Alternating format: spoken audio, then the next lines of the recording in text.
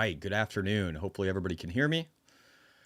We got a bunch to go over from things that have occurred over the last 2 days. One of them, Needs 55, said Canada lowered the lending rate by a quarter percent today. Will the U.S. be sooner than September? Thoughts? I think they could be. I think they should be earlier than September. I think right now we're looking with September at a rate of about 70% likelihood that we drop by 1, if not 2 basis points. So it's going to be interesting. I do think we should. Europe is talking about lowering rates, but we're also seeing some other economic data that's interesting, and we're going to go over some of that. We'll probably start with some of the economic data here within my, the tradingeconomics.com website. And then I'm going to jump over into some of the bookmarks that I've made over the last 2 days in regard to a slew of things, mostly centered around macro economics, Bitcoin, and Tesla, since that makes up about 85% of my positioning. So without further ado, let's rock and roll and try and be as quick as we can. New car sales, abysmal. No shocker. Actually, you can't even go back that far because of the pandemic skewed this statistic really badly. Oh, wait, that's UK anyway. Let me go back. I got to straighten this up. Let me get rid of the UK. Nobody cares about the UK, at least not today. All right, let me get in here. Mortgage rates, over 7%, slightly trending higher. Not a good number. It's freezing the entire market, and we'll look at that in a second. If we look, actually, applications I don't even like looking at because, again, it's just month over month, so it's showing percentages up and down. So we'll skip this. But you can see more visibly within the mortgage market index and also the refinance index that, we're looking back at levels seen in the mid-90s, so 30 years ago for mortgage activity, whether it's refi or just, buying a house. That's not great for people that are in real estate, and it means that they're suffering greatly. Where I live, we're pretty insulated here in the Midwest, at least in the region I'm in. But again, we need to see rates come down. We've got lots of reasons for that to happen, and we'll talk about them in a second. ADP employment data. So this is interesting, and I've got some other slides in regard to this too. So it actually came in weaker than expected. We had a consensus of 175K, a forecast 170, and then we actually saw 152K. So we've got some weakness in the mortgage or in the employment sector, which is good. We actually want to see some weakness there. We don't want to see too much strength. We don't want to see wage inflation. So seeing an employment sector that isn't falling apart, but that's stabilized and isn't gaining strength is probably a positive right now. I keep DCAing into DLO, keeps getting lower. What's the floor as far as technicals go? Good question. I'll probably take a look at that in a second, Michael. And ETH trying to hit 4K. It's probably going to. I mean, Bitcoin hit almost 72. Huge liquidation in that zone, so that should be fun too. But yeah, so I think employment is stable. I don't think it's weakening too much. But it's also not strengthening as far as wages going up, which is good. Now, some other notable events. I don't even think I posted about these today, but the S&P Global Composite Services, ISM Services, all these things, let's just rock and roll through them. So Global Composite, PMI, if we look at this, they've had a massive uptick for May. Again, anything above 50 is an expansion territory. We're going up a lot. This is not recessionary. This is not something that normally points towards recession. So this level of strength, and it is across everything. We'll see more in a second here. I'm going to read a little bit of it. It says PMI rose to 55 or 54.5 in May of 2024, up sharply from 51.3 in April, and above preliminary estimate of 54.4. This marks the strongest increase in business activity since April of 2022. So we're looking at the strongest increase in business activity in over 2 years. As growth accelerated in both manufacturing, PMI went 51.3 versus 50.3 in April, and services PMI 54.8 versus 51.3. So services, again, coming in hot. Or good, strong. But again, we're seeing things, though, where we've got some data I'll show you in a second where it shows that prices are stabilizing. So this is all good. Yeah, hit the like if you could. Appreciate it. It says companies boosted output due to renewed rise in new orders following a slight decline in April, and a new export business saw a marginal increase. Employment levels remained steady overall with increased manufacturing jobs offset by lower staffing and services. Input costs and selling price inflation both accelerated. Business confidence improved slightly with companies optimistic about future growth. So again, we've got metrics that are in expansion, and we've got companies that are optimistic about future growth. And we saw some of that just on Monday in regard to some of the hiring that was occurring, and the fact that we were looking at people hiring, even though optimism was very low, which is kind of funny. So, but I think this is more real. Again, ISM Services backs this data up too from the S&P Global, and the PMI for that is 53.8 versus consensus of 50.8 and forecast of 51. So that was another strong level. Again, it looks like we're seeing a big decrease. It looks like the economy is going to roll over and fall apart. And what does it do? It looks like it bounces again. If anything, this looks like a wedge that's getting ready to break higher. And you got to love that. That's the kind of pattern you want to see. Let me just adjust something real quick here so I can see better. That's the kind of pattern you want to see. And we've got a higher high here too, if you look over from what occurred in January. So this is kind of a breakout pattern. It's a good thing. We'll see if there's revisions later, but this data looks good. And again, services, business activity also looks ridiculous. So let me just click into this. We had over a 60 read. So we had a consensus of 53, a forecast of 52.3, and an actual of 61.2 for the ISM Business Activity Index. It says, let me read through it here too. It says it's 10.3 percentage points higher than the 50.9% recorded in April. It compares with market expectations of 53. ISM non-manufacturing business activity. All right, some of that's redundant, but let's just broaden this out here and look at this range. So look at where we are. This is like one of the highest levels we've seen in what's heading on 2.5 years. So this is nothing small by any means. And my friend Caleb posted something earlier about recessions, and he said, hey guys, we normally don't see massive growth and expansion and things like, PMI services, manufacturing, just all these different areas. You don't normally see, just massive amounts of growth right before a recession. So again, I strongly believe that if we lower rates, we're going to see something where we start to see real estate taking off. Again, depressed levels that we haven't seen. Again, we didn't look at the refinance index, but if we go back here and look at that too on Max, I mean, look at where this thing is. Let me just zoom in here, give you a better view. Look at where this thing is compared to where it's been. Like we're at 2000 levels. We're not like early mid 90s. That would be really bad for refinancing if we were that far. But like we're really low in and have been at a depressed state for a very long period of time. So all this stuff wants to pop. It's just looking for an opportunity to. And I've had some arguments back and forth with people about whether or not rates would have any effect at all, because some people are locked in at 2 and 3%.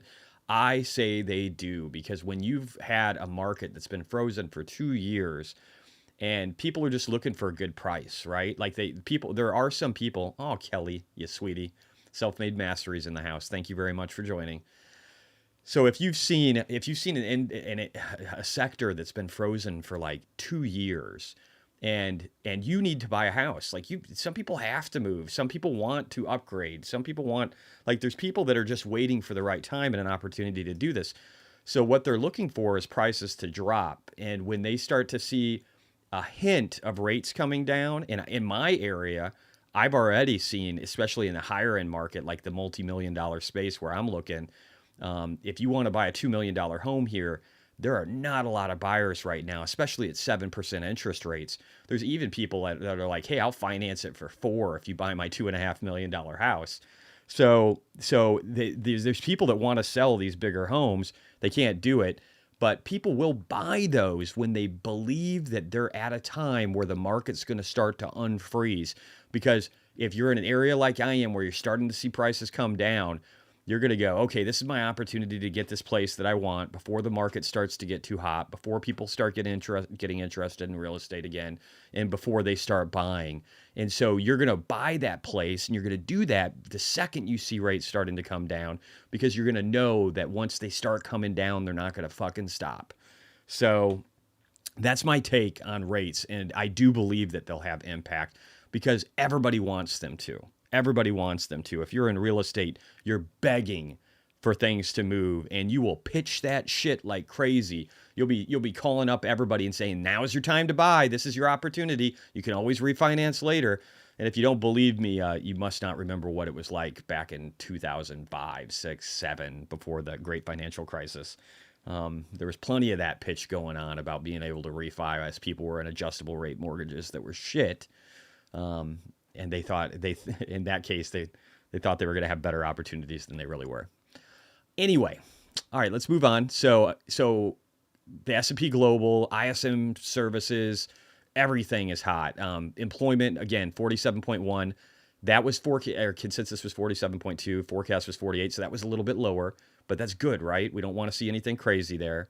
New orders, 54.1 versus 53.2 on consensus and 53 for forecast. So that's excellent too. We want to see that. We want to see that people are looking towards the future with order, or that they're getting orders for the future, and that they've got some demand coming up ahead of us. And then service prices, we were at 58.1, which is good because the consensus was 59 and 60. So we're actually seeing a lowering of expectations. Now, with all of the stuff that's happening, over the last really week or two, we're finally starting to see a pickup. Like the September 18th, CME target for probabilities for the Fed cutting rates 1 to 2 bips. Again, it's almost 70% now. So the chance of getting a rate cut in September, I think, is pretty locked in. And even in July, it's starting to come back alive now with an almost 20% chance of a cut. And that's what I would love to see. I would love to see that happen. Yeah, Disease Kodak. Kelly's in the house. Isn't that awesome? All right. So my bookmarks are all foobarred today. So I'm going to actually just start at the top and work my way down. X has some weird shit going on where when I'm bookmarking things into different folders, it will be right for a while, and then it like resorts to some crazy fucking order that I can't make any sense of. And there's no way to sort them by like most recent. So it all of a sudden goes back to bookmarks I've created like a month ago. So we're starting at the top, no particular order. We're going to be focused on Tesla and Elon Musk. We're going to roll through a bunch of stuff here.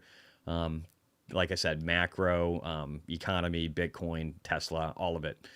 All right, so Elon said just 4 hours ago, he said FSD 12.4.1 releases today to Tesla employees. If that goes well, then it'll be released in a limited number to external customers this weekend.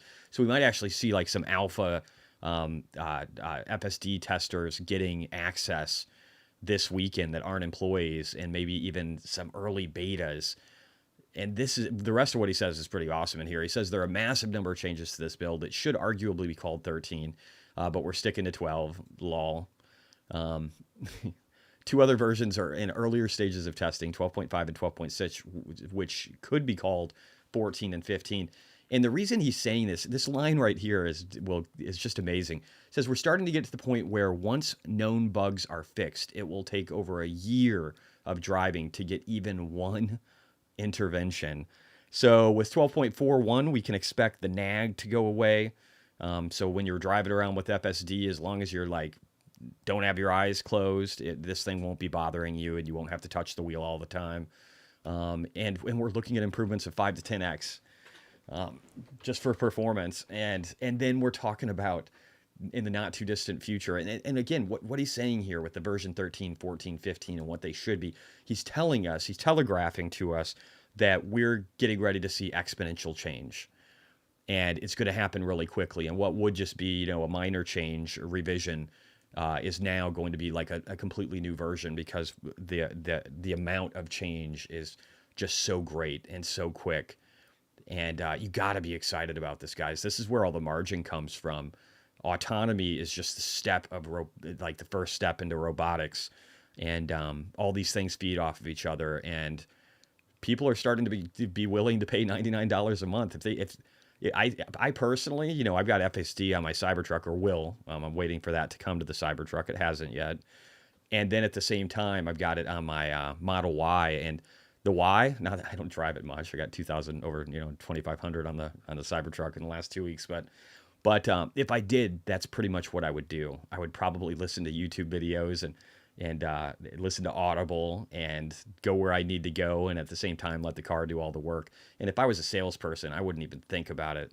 I would just pay the $99 a month if I had to travel a lot. And so this is the future. This is where all the margins are going to be. It's not so much about producing mass amounts of cars. It's about making tons of fucking money from the cars that you already have out there. I pledge allegiance to Jesse's channel. Kelly, you're a sweetie. Don't get Met jealous. Come on. All right. Open Skies. She posted something about Goldman Sachs I wanted to talk about. It says, let's just read it. It's a Bloomberg post. It says a flood of cash from passive equity allocations will pour into the stock market in early July, setting up continuing rally through the early summer, according to Goldman Sachs trading desk. It says, quote, new quarter Q3, new half 2H. This is when a wall of money comes into the equity market quickly, says Scott Rubner. Goldman's Global Market Division Managing Director and Tactical Specialist wrote in a note to clients Wednesday, in addition, share prices should benefit from strong seasonal trends and rising engagement from retail investors. I'm seeing a reemergence of retail traders during the summer. They tend to come around in July, he wrote. I agree with that. I think the sell in May thing is stupid.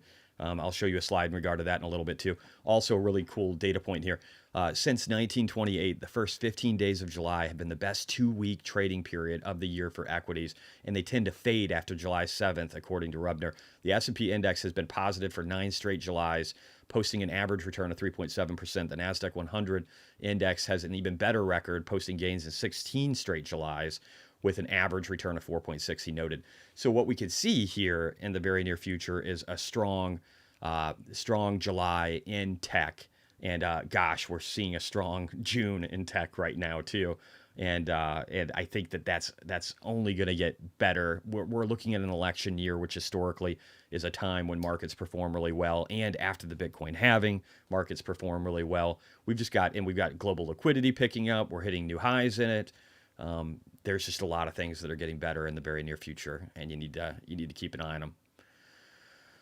All right, let me see. Don't forget Tesla Energy. I believe this is also going to be huge. It is. There's so many different asymmetric opportunities right now between, like, not just Tesla. I mean, Tesla has a bunch of them. They have like 4 different asymmetric opportunities right in front of them right now.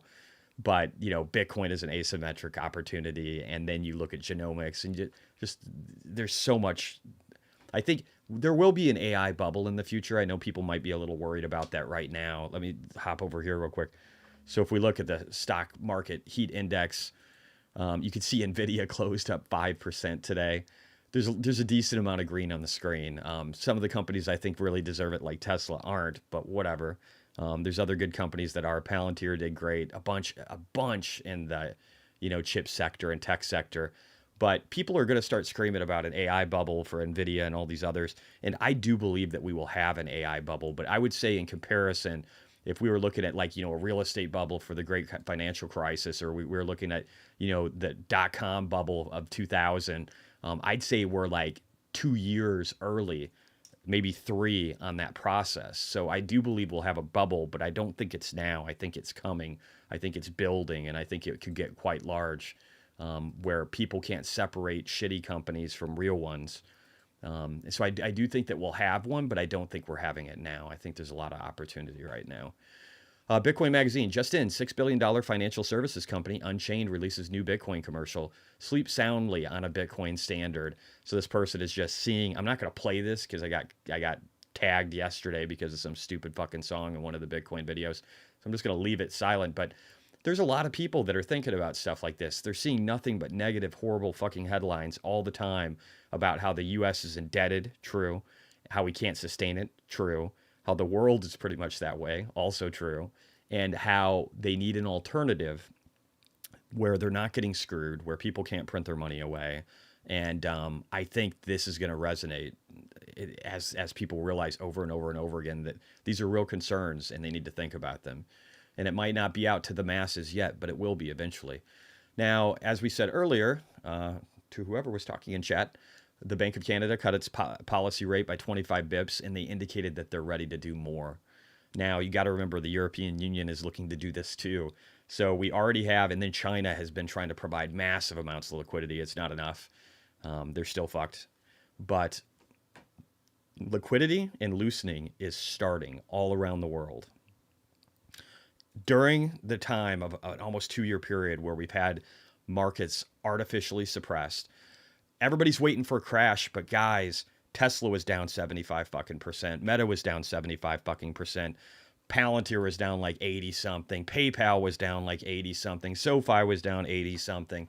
There's a ton of good companies, solid companies that already got fucked. We've already seen a massive downturn. Could we have another one? Sure, but I don't think we're going to have it when the global liquidity cycle that goes back to the 50s indicates that we still have another 2 years of expansion, and then everything else in the macro world lines up with that.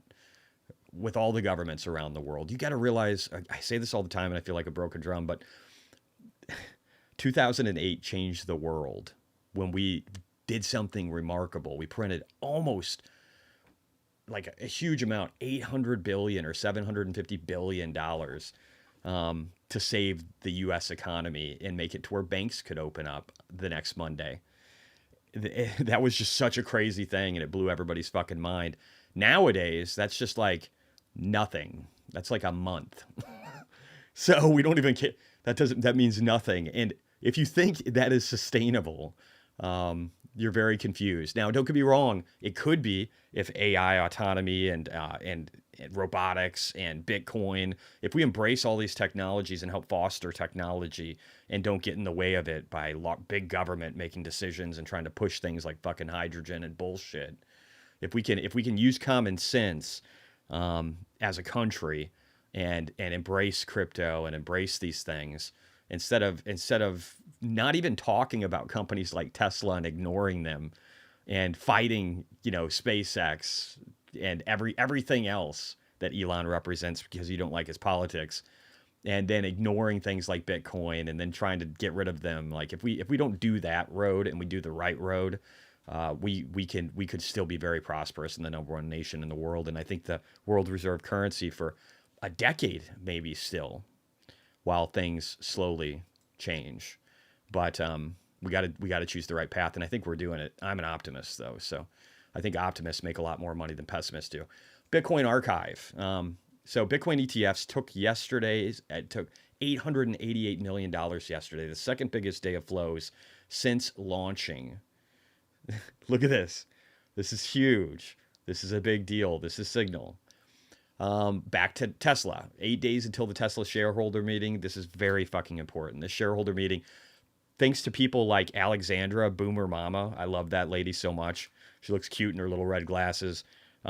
She's great. She's almost single-handedly organizing and helping push people to be able to vote the right way for the votes that are coming up. And there was a great video today, too, just going through all of that she was on.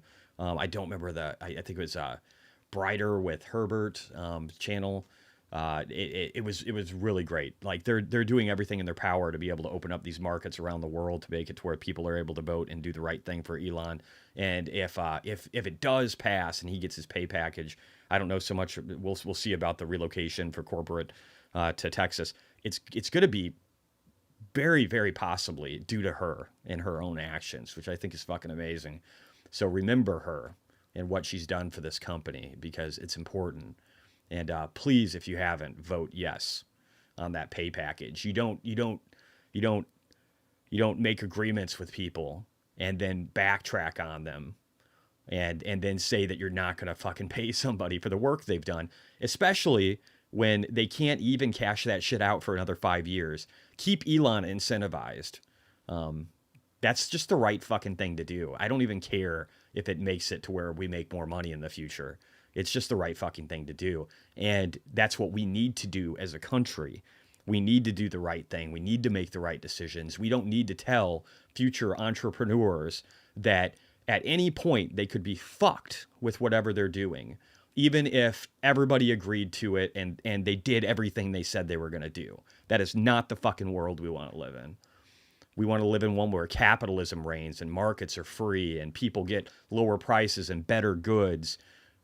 We don't want to live in a world like that, where people's political agendas can decide what happens to people that are successful and hardworking and do way more than they ever will in their lifetime. Anyway, all right, Eric Balcanunis. He's great. He's my ETF guy. He said, sell in May? No, I don't think I will, said ETF investors who plowed $58 billion into equity ETFs, a record for the month. And ESP big for an election year. Fixed income, no slouch, taking in 27 billion. It's the biggest month over a year. Total ETF flows year to date, $315 billion. So yeah, the sell in May and go away. I don't even know why that has any relevance anymore. Bitcoin Magazine, just in, Human Rights Foundation donates 10 BTC worth of $708,000 to fund 13 world Bitcoin development and projects. Again, Bitcoin is becoming intertwined into everything. You have to realize this. It's very, very important. The dollar index, I'm going to show, we'll look at some graphs here in a little bit on some of the things that are playing out and how they're doing. This is still breaking down. It looks good. Maybe I'll just pop over there for a second. Where the fuck is my dollar? Where my dollar at? Dollar. Need to figure out. I don't do this enough anymore. I don't remember where anything is. All right, there we go. Boom. Dollar.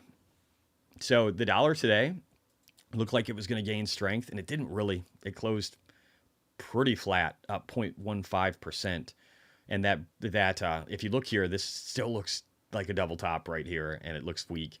And we'll see where it plays out. We could find a bounce in this. We do have some divergence on the MACD down here that's forming, and on the RSI as well. I don't know. Maybe we end up going up on this. Either way, I'm not too worried about it. I think we're just going to chop for a while. I think the bond market's screaming that too. All right, I already showed you this. It's just the 70% chance of a rate cut in September. Let's move on. Ron Barron, this is a good one to watch. It's just Ron. Ron is such a great guy. He's just literally talking about why we should give Musk his money. It's well worth checking out. Dan posted this one. So the Prince of Monaco, Albert II, standing next to the Cybertruck. This is like such a huge thing. Symbolically, I mean, this guy is like excited and taking pictures with the Cybertruck. Monaco is like one of the richest places on earth. These people see supercars like it's nothing. It means nothing to them, but they're still celebrating the Cybertruck. And I don't know. That's just, there's so much positive advertising that's coming from that. I think it's being discounted. This is me shitting on Ross Gerber, I think. Yeah, we could skip that one. Ross is an idiot. He makes Gordon Johnson look like a good guy. Let's move on. That shouldn't even be in here.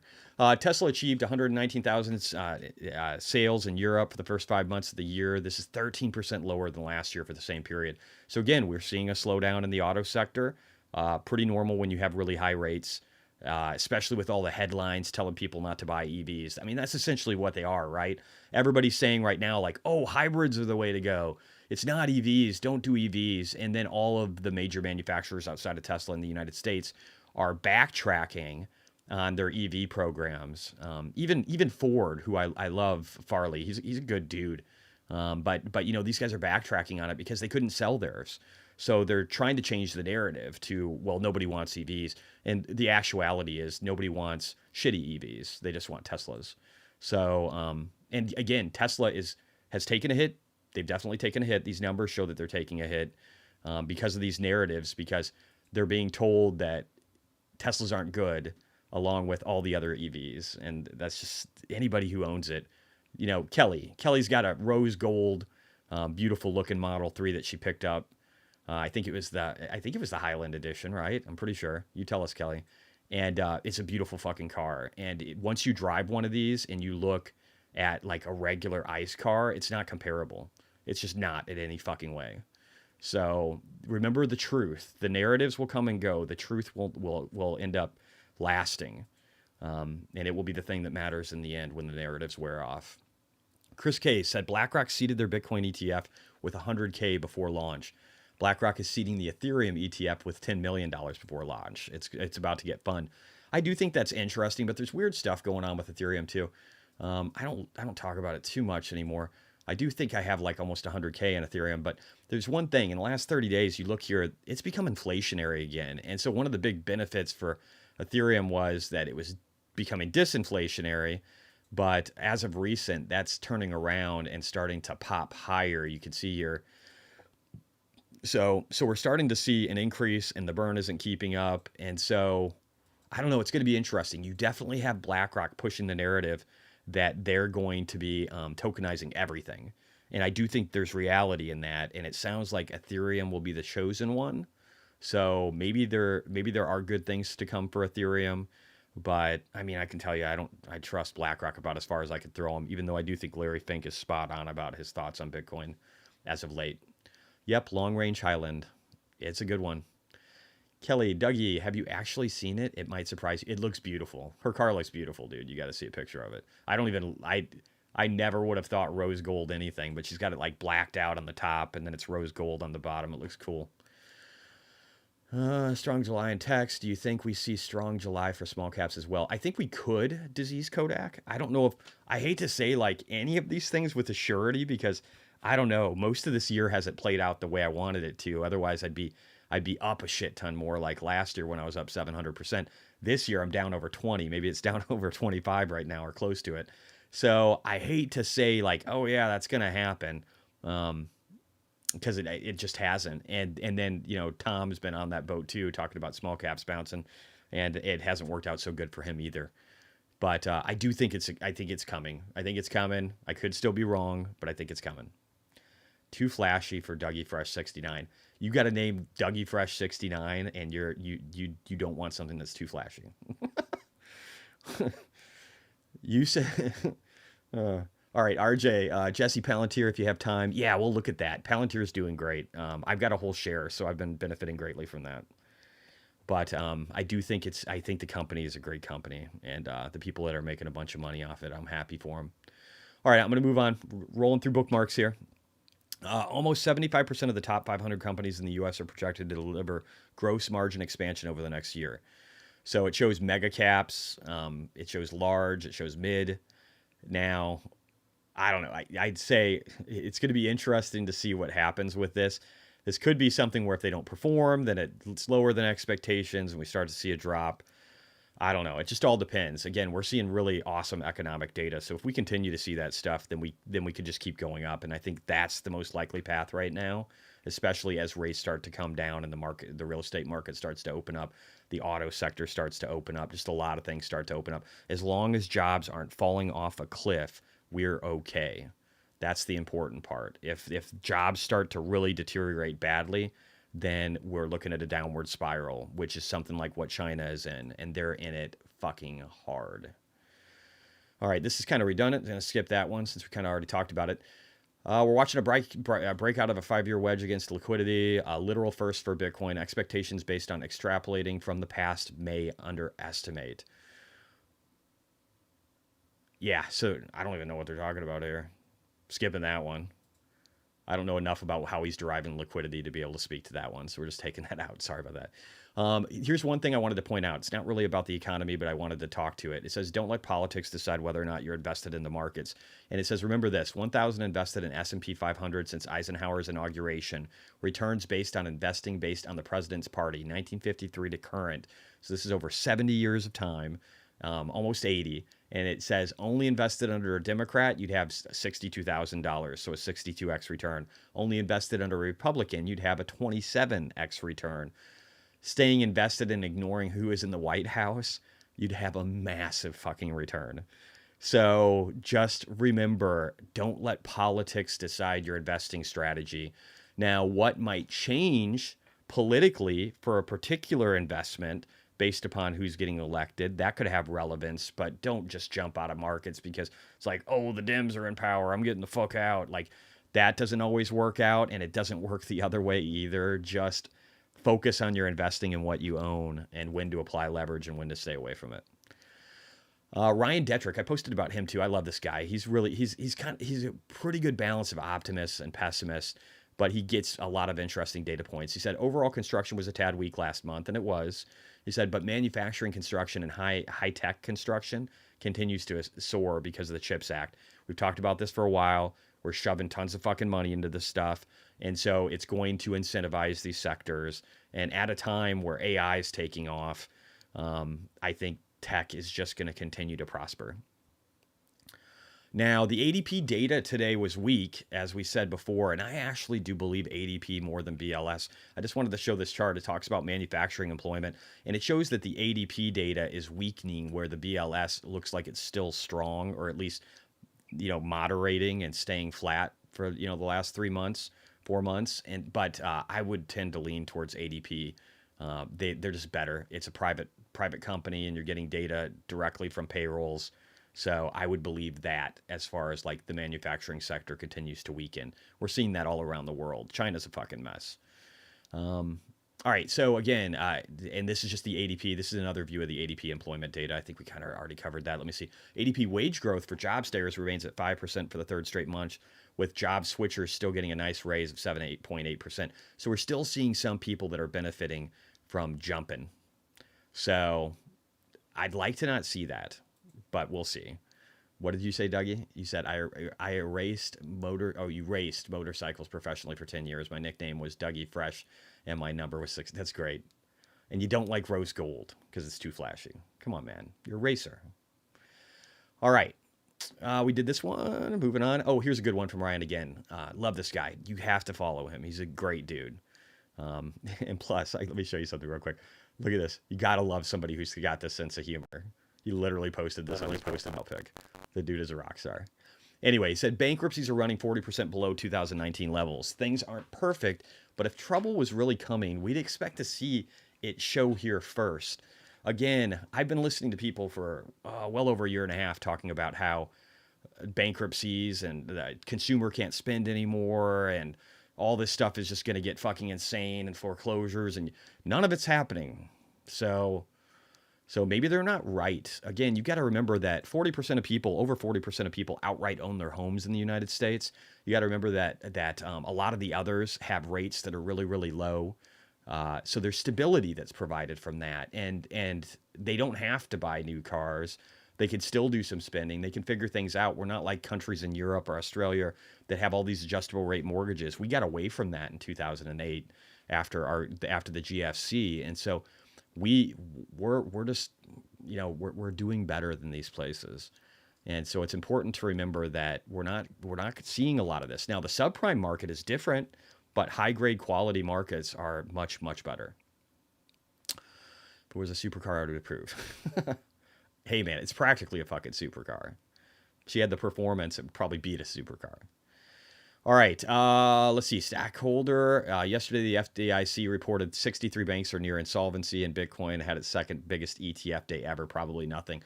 I mean, here's the thing: we're gonna print money and make sure that we take care of banks that need to be taken care of. So I'm not worried about that. But if we end up doing that, it does benefit Bitcoin. So the statement still holds to be true, whether the banking sector starts falling apart or not. The money printer will go burr. My buddy Seth Golden, he's got a Cybertruck, I guess, too. I broke my wiper on the Cybertruck. So evidently when you have a 4-foot wiper, don't make sure you use washer fluid with it. Because I was not doing that and just letting it drag, and it just fucking tore off.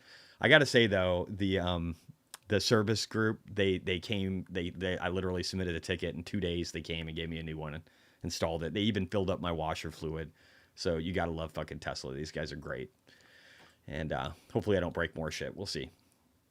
I did jump on the back bed of the thing. That probably wasn't a good idea either. So let me see. All right. Anyway, Seth Golden.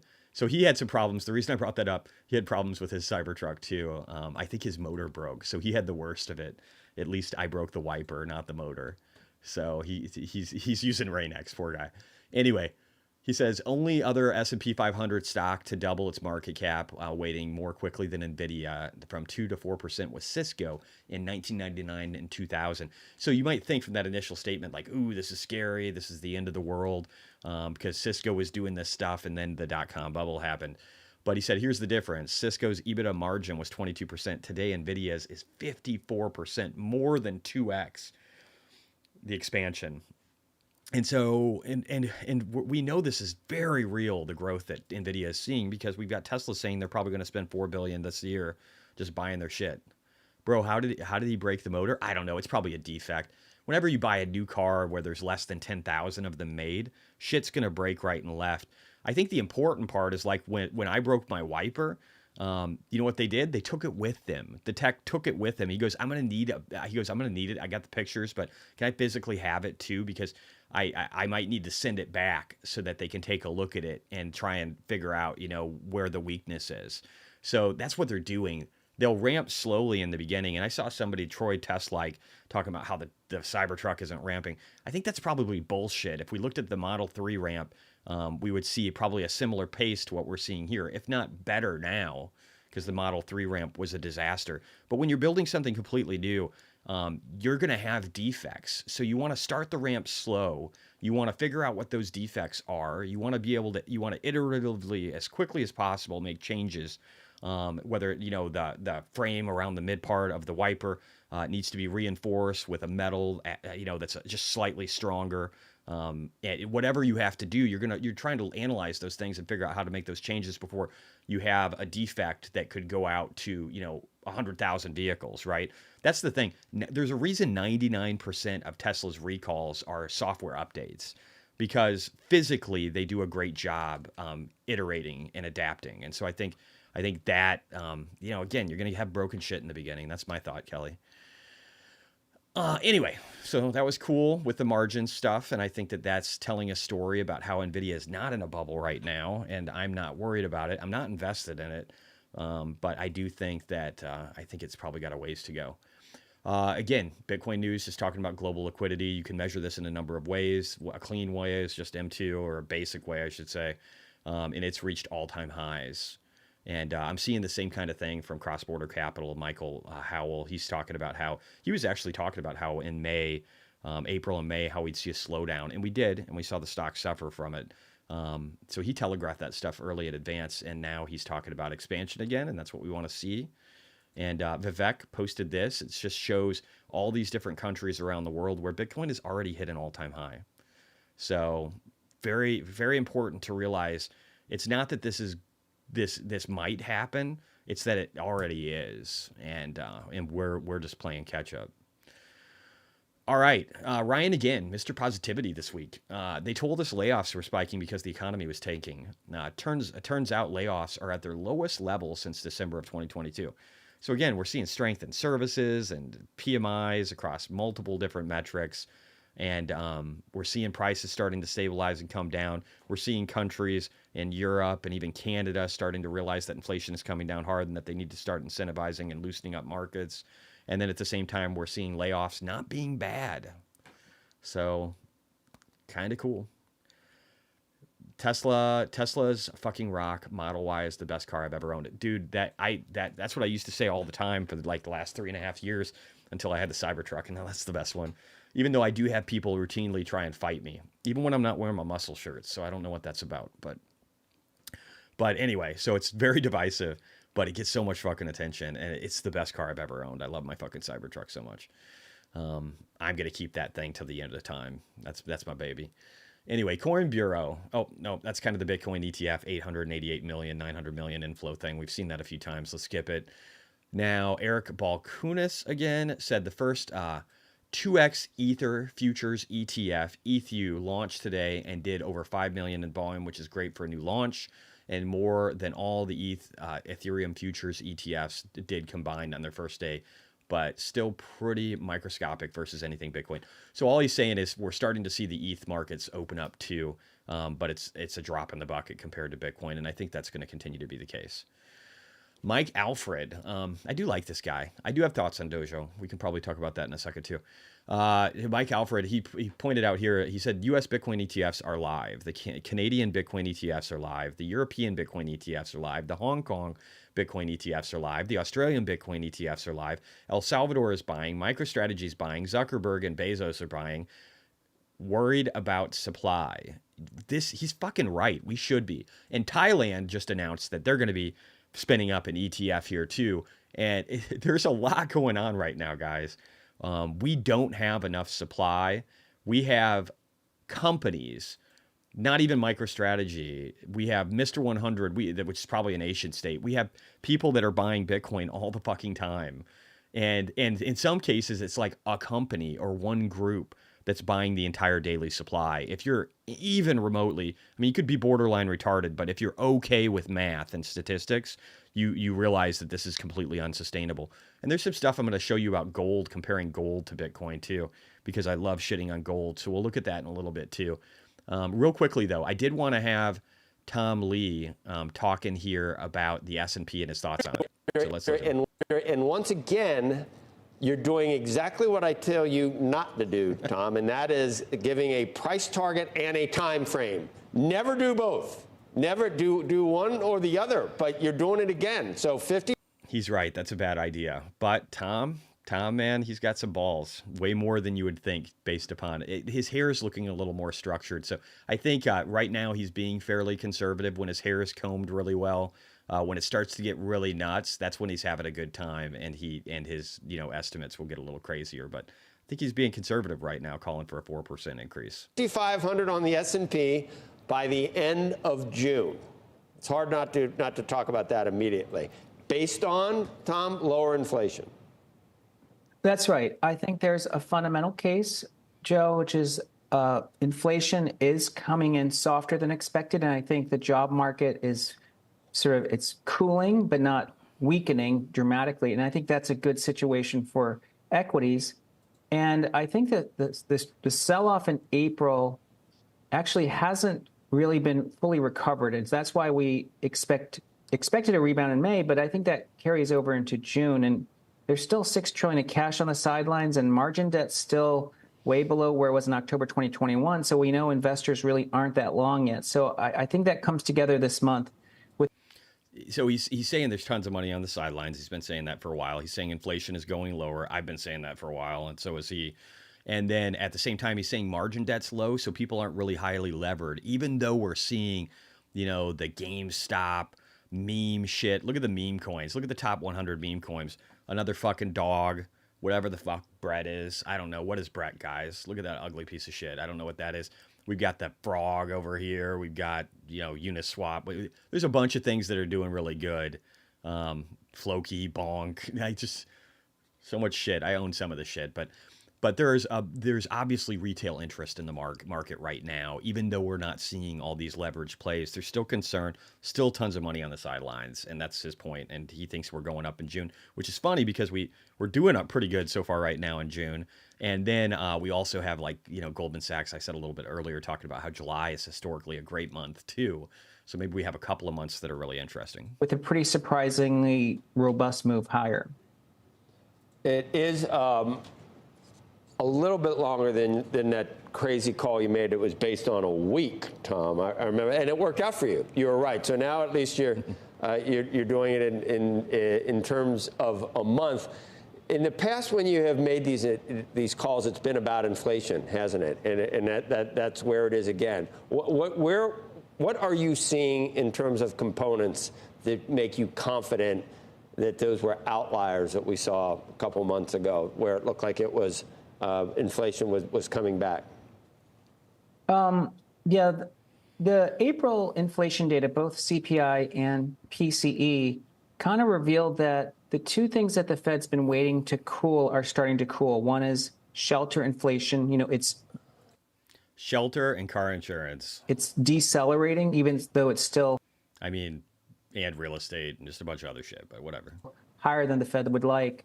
And then I think there's some evidence that auto insurance, which has been, rising over 22%, is beginning to sort of normalize. And I think sometime before the second half, auto insurance is no longer going to be contributing to inflation. So that's the dynamic we think that's at play in this upcoming May CPI report. That comes out May 12th.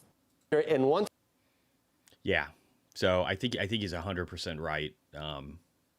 May 12th. I think he meant June 12th for May. Whatever. But yeah, I think he's 100% right. The car insurance stuff is coming down hard. If you look at it, if you just look at how much Teslas have depreciated in value because of the fact that they're lowering prices aggressively to keep it to where they're pushing out as much product as possible because they want to make monthly fees from it. The prices are lower. If the prices are lower, what's going to happen with the insurance when you have repair bills? They're going to be cheaper, right? So you're going to see a massive rollover in car insurance premiums that are going to be deflationary. And again, shelter is going to start being deflationary. It might not be if we don't raise or if we don't lower rates, because when you have high rates, you actually increase the inflation in the real estate market. And hopefully fucking people start to realize that soon. But I think he's spot on. This is a really cool one I wanted to show that Vivek posted the other day, just yesterday. It says every single time with Bitcoin. And so I just elaborated on this to clarify what he's showing visually. It says 500 days before and after the Bitcoin halving, we know what comes next. So again, you can see before the Bitcoin halving, you can see after, right? You can see after, you can see after, you can see after. He's only shooting for 300K, so he's got a really low target. But I don't know. Again, this is if you're anybody that can deal with analytics and visualize anything, this is great. This is a really great. This is what's happening. So I hope you're on board. Oh, this is another wonderful one from Willy Woo. I love that guy. He's my favorite stoner, man. I think he still lives in Hong Kong too. Anyway, he said, this is the chart of gold mining progress as technology improves. 213,000 metric tons mined so far. So here's the important thing is this is showing metric tons mined per year. So everybody thinks gold is like this great, play against money printing. But as you can see, we found ways to drastically improve.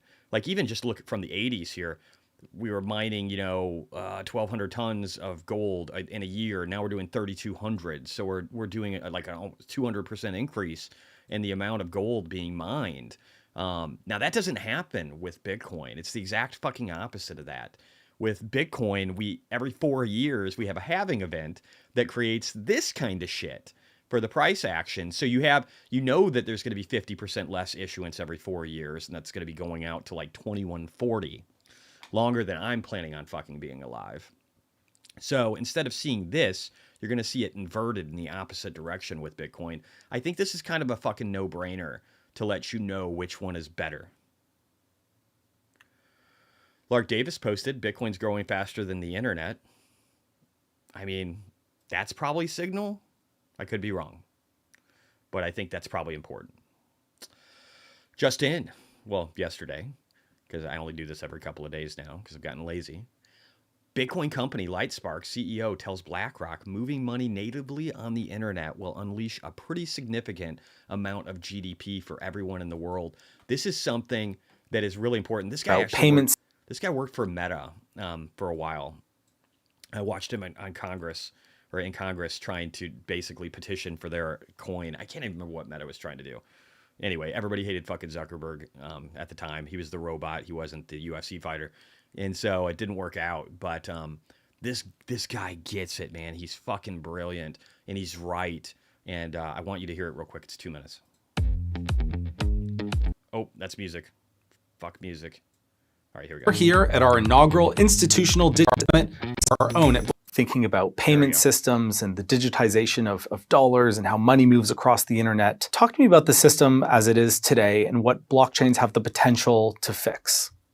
Well, the way money moves today is still, for the most part, the same way it moved in the 70s. And when you think about the correspondent banking system and SWIFT, it's a messaging system on top of a web of bank accounts that sit in different banks around the world.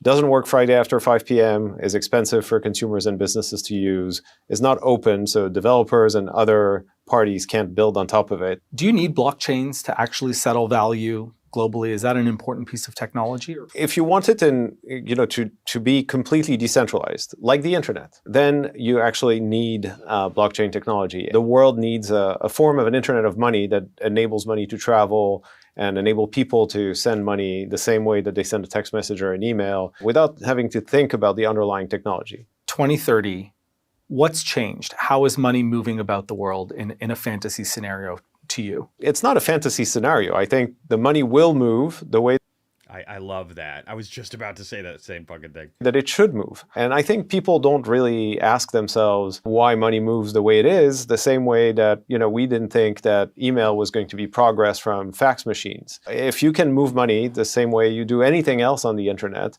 if you can stream money to people, to a creator in another country, or if someone in the gig economy can get paid at the end of their job, if we can actually make money flow natively on the internet, untethered by the archaic rails that it currently depends on, then we'll unleash a pretty significant amount of GDP for everyone in the world.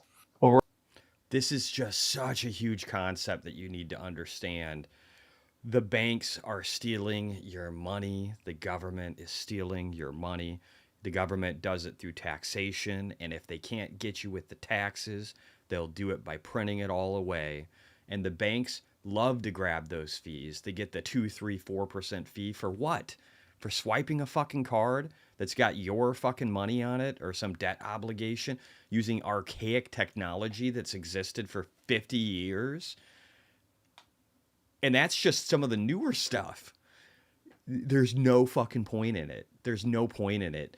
Again, with Solana and PayPal, PayPal was talking about how they can basically make fees non-existent. And at the same time, they're going to start charging fees for business-related activity and making some money off of that, but they'll be able to do it on payment rails that cost them nothing.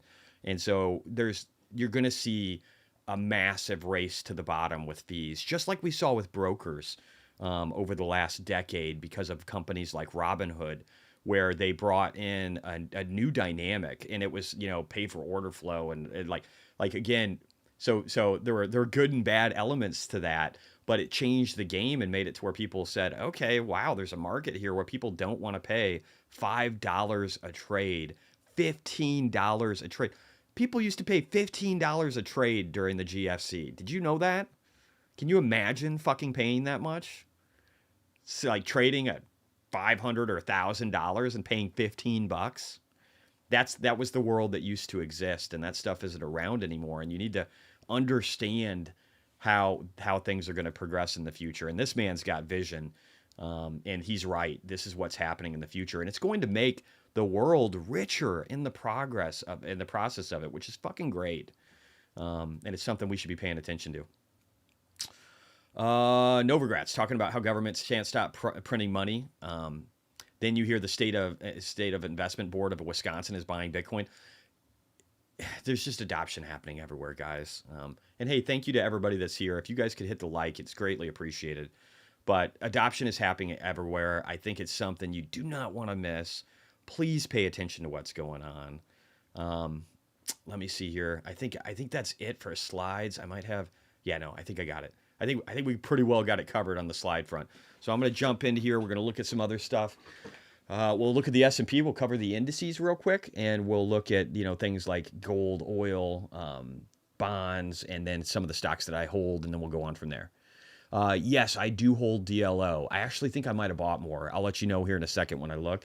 I had some, and this is not something I'm recommending. I feel bad that I even made a video about DLO, Flux, or anything else that people have lost money on recently. I don't care if I lose it, but it's one of the reasons I haven't made a members-only video recently. I just don't. I want to focus on the big picture stuff. I've said this a bunch of times recently, but Tesla, Bitcoin, easy fucking wins. Easy fucking wins. I don't want people getting distracted by noise from something like DLO or a Flux that, I've got like 1% or 2%, not even in some cases, into these things. And them putting like 30% of their money into this shit and then finding, getting fucked because I'm wrong about a thesis that I've spent, 10 hours on. So I don't know. I'm just holding back and reevaluating a little bit. Again, I've been wrong about a lot of things. I was wrong about PayPal for a year about the timing on that. And that cost me a decent chunk of money and probably a bunch of other people that followed me. Not that it's my obligation, right? Like I'm going to be wrong. I'm a human being, and I'm not a financial advisor. So if people lose money, it's on them. But my goal is to have people make a bunch of money and to give good advice. That's why I'm sticking with the big stuff, and I'm not really pushing too much on other things that I'm looking into. I'll probably still, throw those things out in the future, but I don't know. I want to focus on the things that are, high probability bets where I've got 80% of my funds allocated, so that that's the conversation we're having, not with abstract, odd shit that is really, what it feels like to me? I felt like I had to make videos.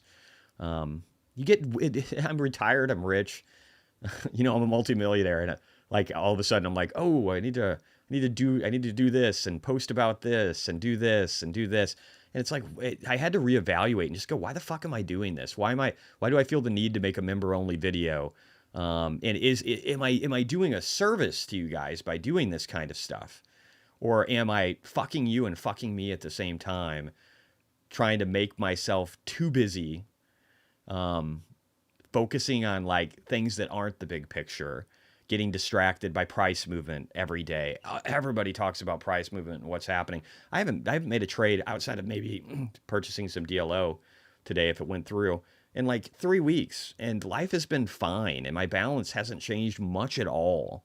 And again, Bitcoin's going to pay, Tesla's going to pay. Some of these big ticket items are going to do really well, and maybe the small ones will too, and that's great. But I really want to focus on the big picture, and I don't want to get people caught up in, you know, fucking daily price action and little tiny things that I haven't spent enough time on.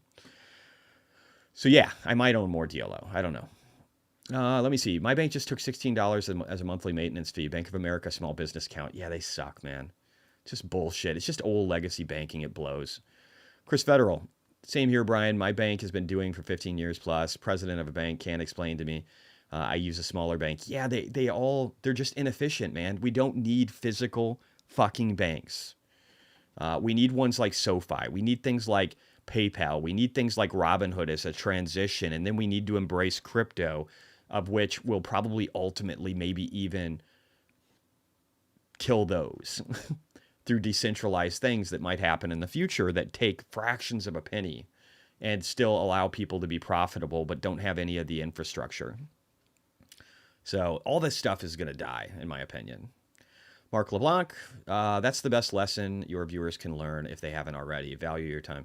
Yes, man, time is the most important thing. Elon just posted something about time being the most important currency, and it really fucking is. MSTR or BTC long-term? Long-term BTC. Short-term, like year plus, MSTR. It's going to be a multiplier of probably 2x what Bitcoin returns. And it did good today. Let's actually look at MicroStrategy real quick. We'll start rolling through some of these things. Or you know what, before I do that, let's look at the indices. So the S&P today did stupid well, up 1.18%. Again, I said we had a pretty clear bounce off of this fib. That is holding true as we continue to climb higher. So not looking bad. NASDAQ, I think, did even better. Look at that shit. Look at this. Again, the golden retracement zone, the dot 618. What did we do? We wicked down to it. Couldn't even stay down here. Launched up. Now we're skyrocketing. This is not a weak market, guys. These are new all-time highs in the NASDAQ. Russell's the weaker of them, but still up 1.47. Same concept, showing lots of strength here on the first fib. It looks great. We already looked at the dollar. We're going to jump to gold, my favorite thing to shit on. Oh, wow, guys. Exciting. I feel like I report the same thing about gold all the time. We're up 22% over 13 years. Yay. What a great store of value.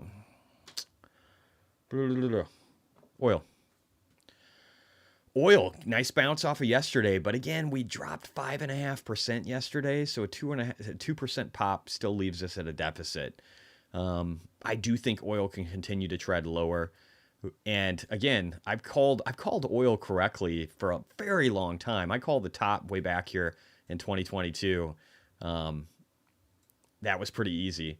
And then again, I called it over here where we're trending up, over here again that we were breaking down out of a bear flag, and we're doing exactly those things. I actually think we can go down into the 60s if we don't have any major wars or expansions of wars, I should say. We got a few wars going on.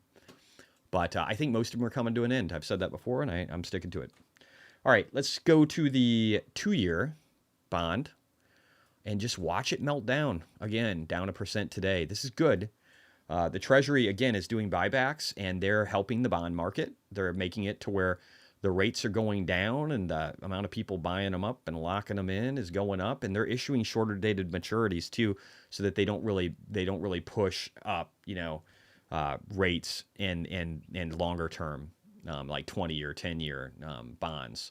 So that's why they're doing all the short-term issuance. Because if you think about it, if you're the Fed, you don't want to be paying 5% interest or 4% interest, or 4.5, whatever, 4.72 in here for a period of 20 years with people locked into that, right? Like, you don't want to be doing that. You want to have, if you're paying high interest, you want it to be for a short period of time, which is why they're doing the shorter dated treasuries. And then you want rates to start to come down so that the biggest item on the federal deficit isn't just interest. So I think that's going to continue to happen. I think it's going to ease the bond market. And I think as that happens, we're going to see stocks do well too. All right, let me just look here real quick. I don't really care about inversion or this other stuff. It's not really moving. Let's look at Tesla. We'll hop through some stocks, then we'll hop through some Bitcoin-related stuff. I said I was going to look at MSTR. I will. Promise. All right, so Tesla. At least over the short term here, you can see we're above support for, this is going, how far does this go back? September 2023. So we're going back over, almost a year. And we're peak volume here. And we're underneath of it. So that's a great sign. It shows that we're finding support at this level. Again, on the daily, we hit the 50, but we were bouncing pretty hard off of it. Here's what we need to see. We need to see that vote go well next Thursday. If the vote goes well for Tesla, I think this bitch is going to fly. Because I think Q2 is going to be all right. And I think Q3 is going to be great as people start to look at this company as something more than just an auto company, like they should be.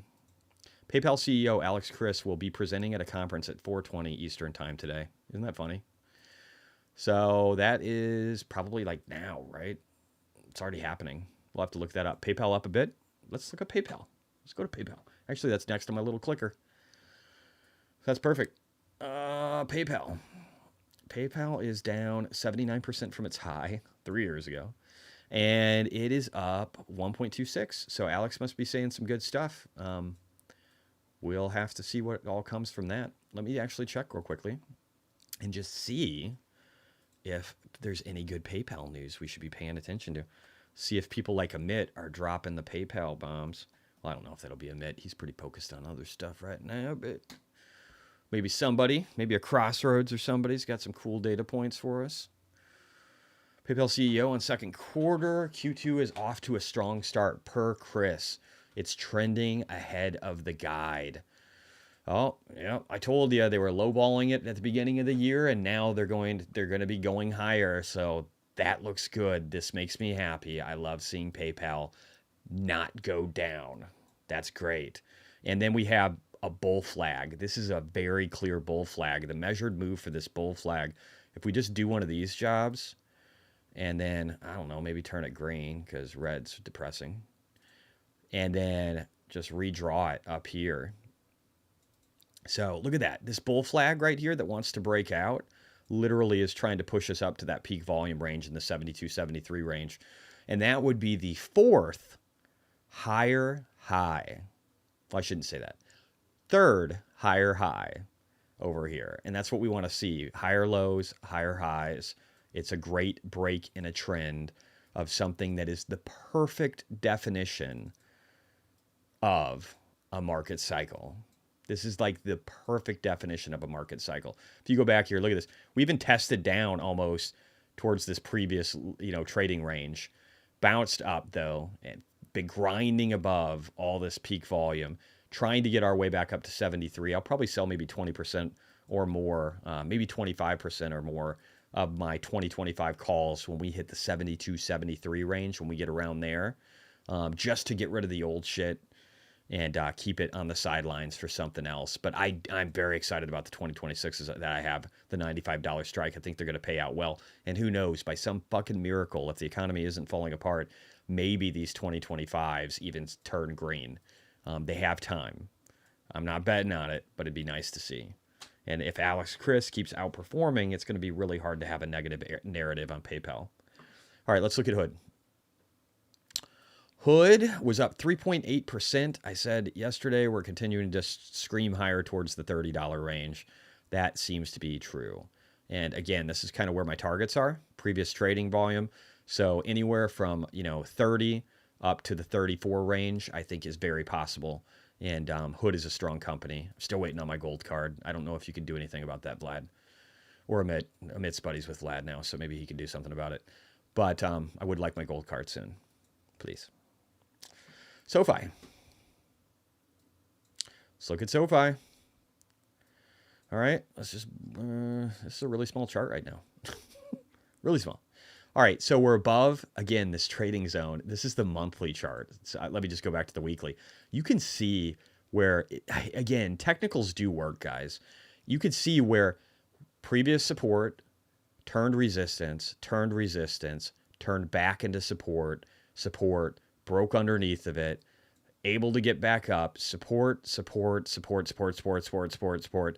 We are grinding on support right now.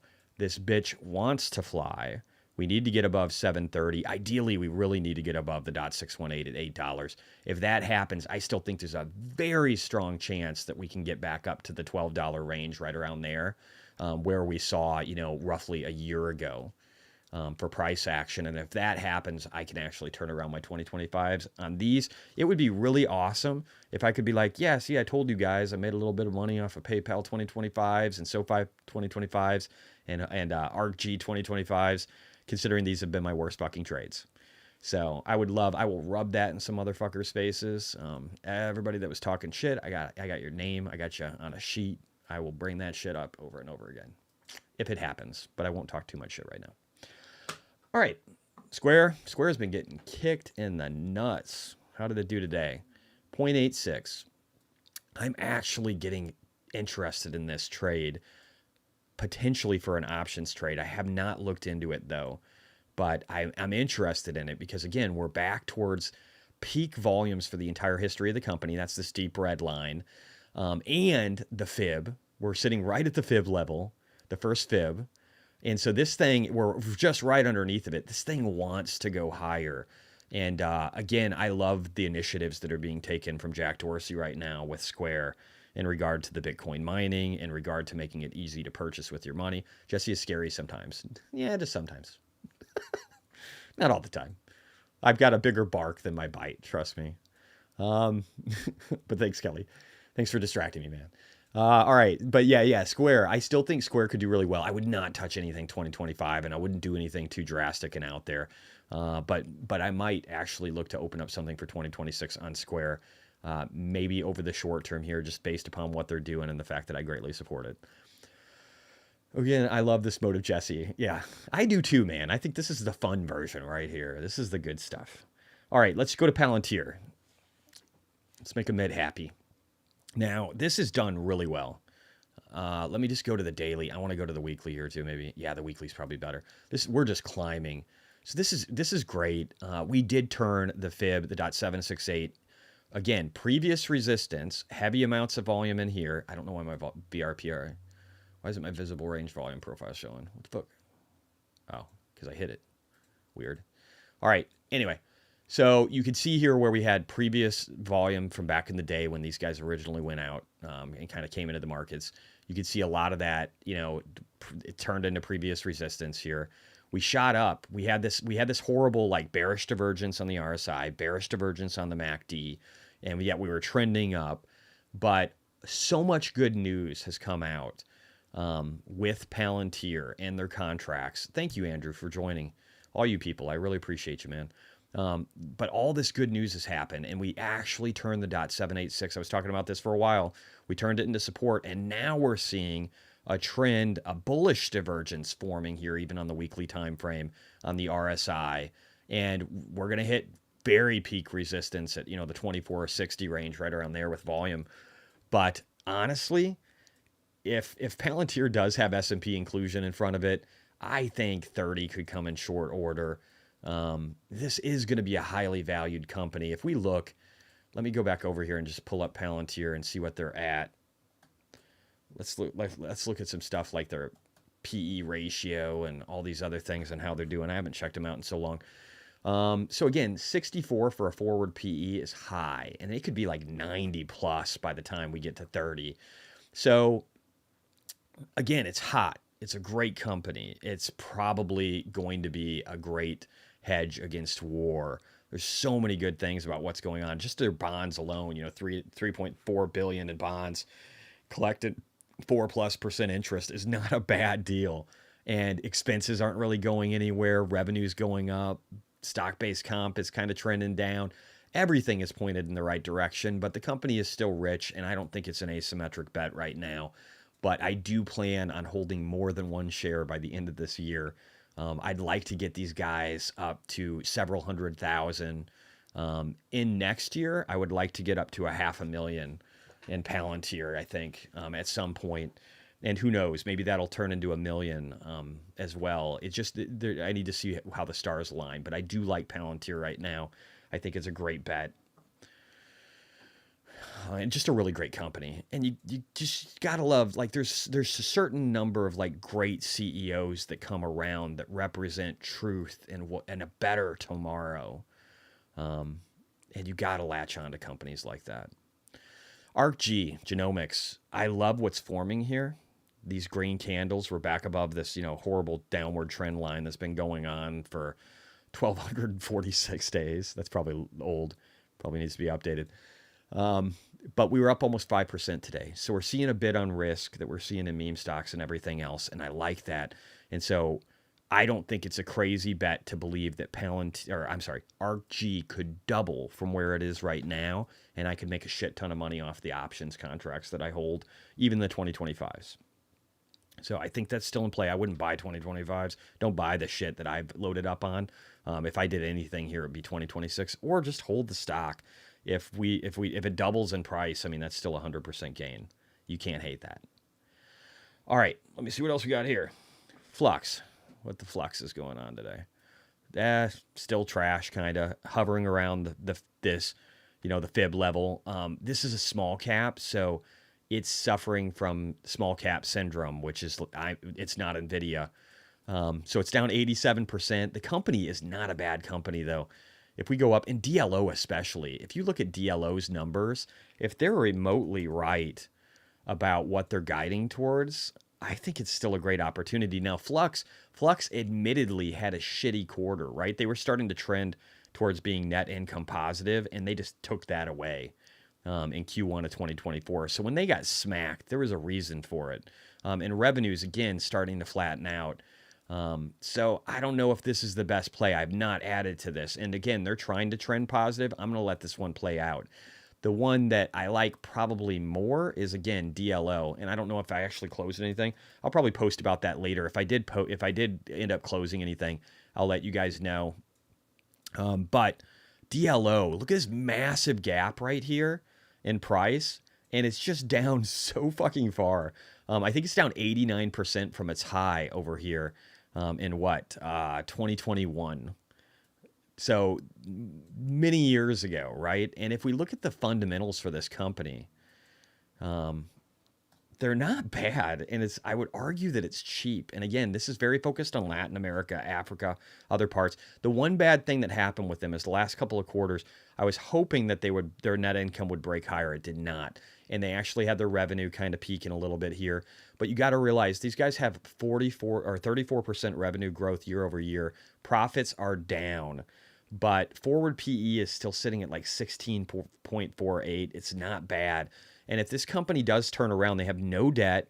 I would like to see their operating expenses flatten out.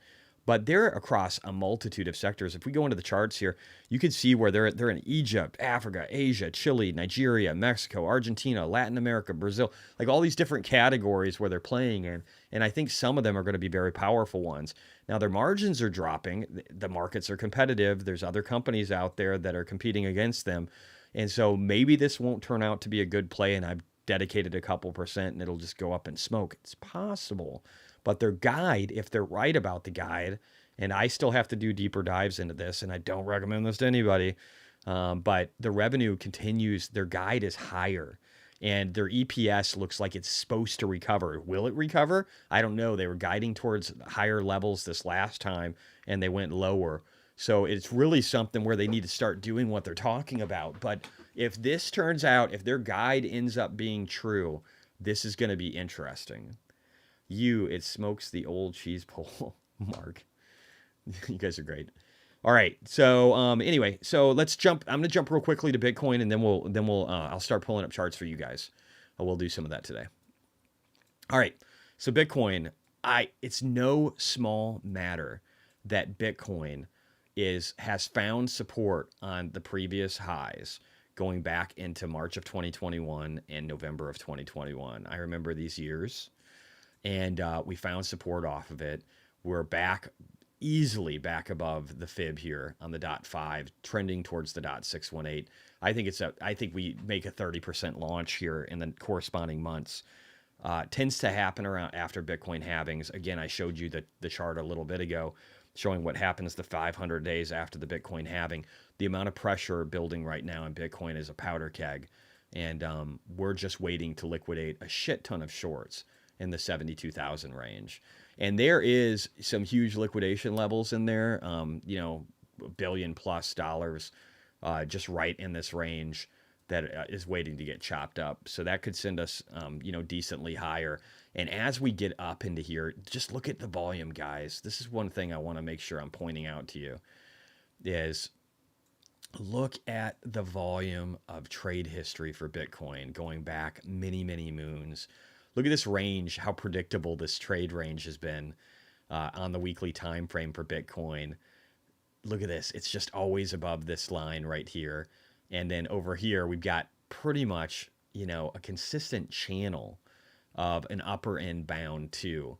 And if I'm right about projections still here, going out over the next year and a half, where I believe we'll peak, and we'll probably peak early in my mind, because I think we'll just have such a crazy fucking risk on environment, then we're looking at an increase of 236% to 285% in Bitcoin's price and a top in the 270 range. And I'm trying to be conservative here.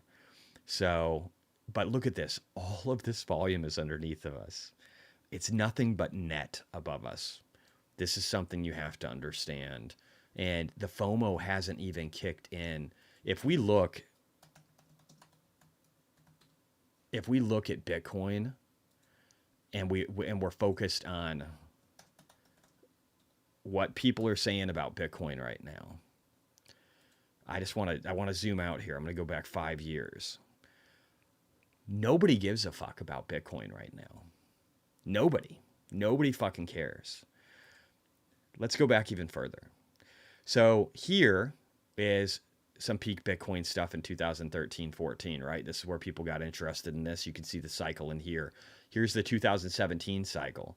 Here's where we got neutered in the last cycle because of the Fed raising rates at the most aggressive rate in history. I think this time we'll see rates that dwarf what happened in 2017. And here's where we are right now. So we're not in the FOMO stage yet, guys. The crazy shit hasn't even fucking started, but it's getting ready to. I would highly encourage all of you to be on board. MicroStrategy, up 3.41% on the day. I think we're getting ready to wreck some shorts on this. I wonder what we're sitting at. Let me see what some of the latest numbers were on the amount of short interest. Short interest, almost 20%. These people are so fucked. The miners look like this too. They're just so incredibly fucked because MicroStrategy is a meme stock now, guys. It's a Bitcoin meme stock. And this thing dropped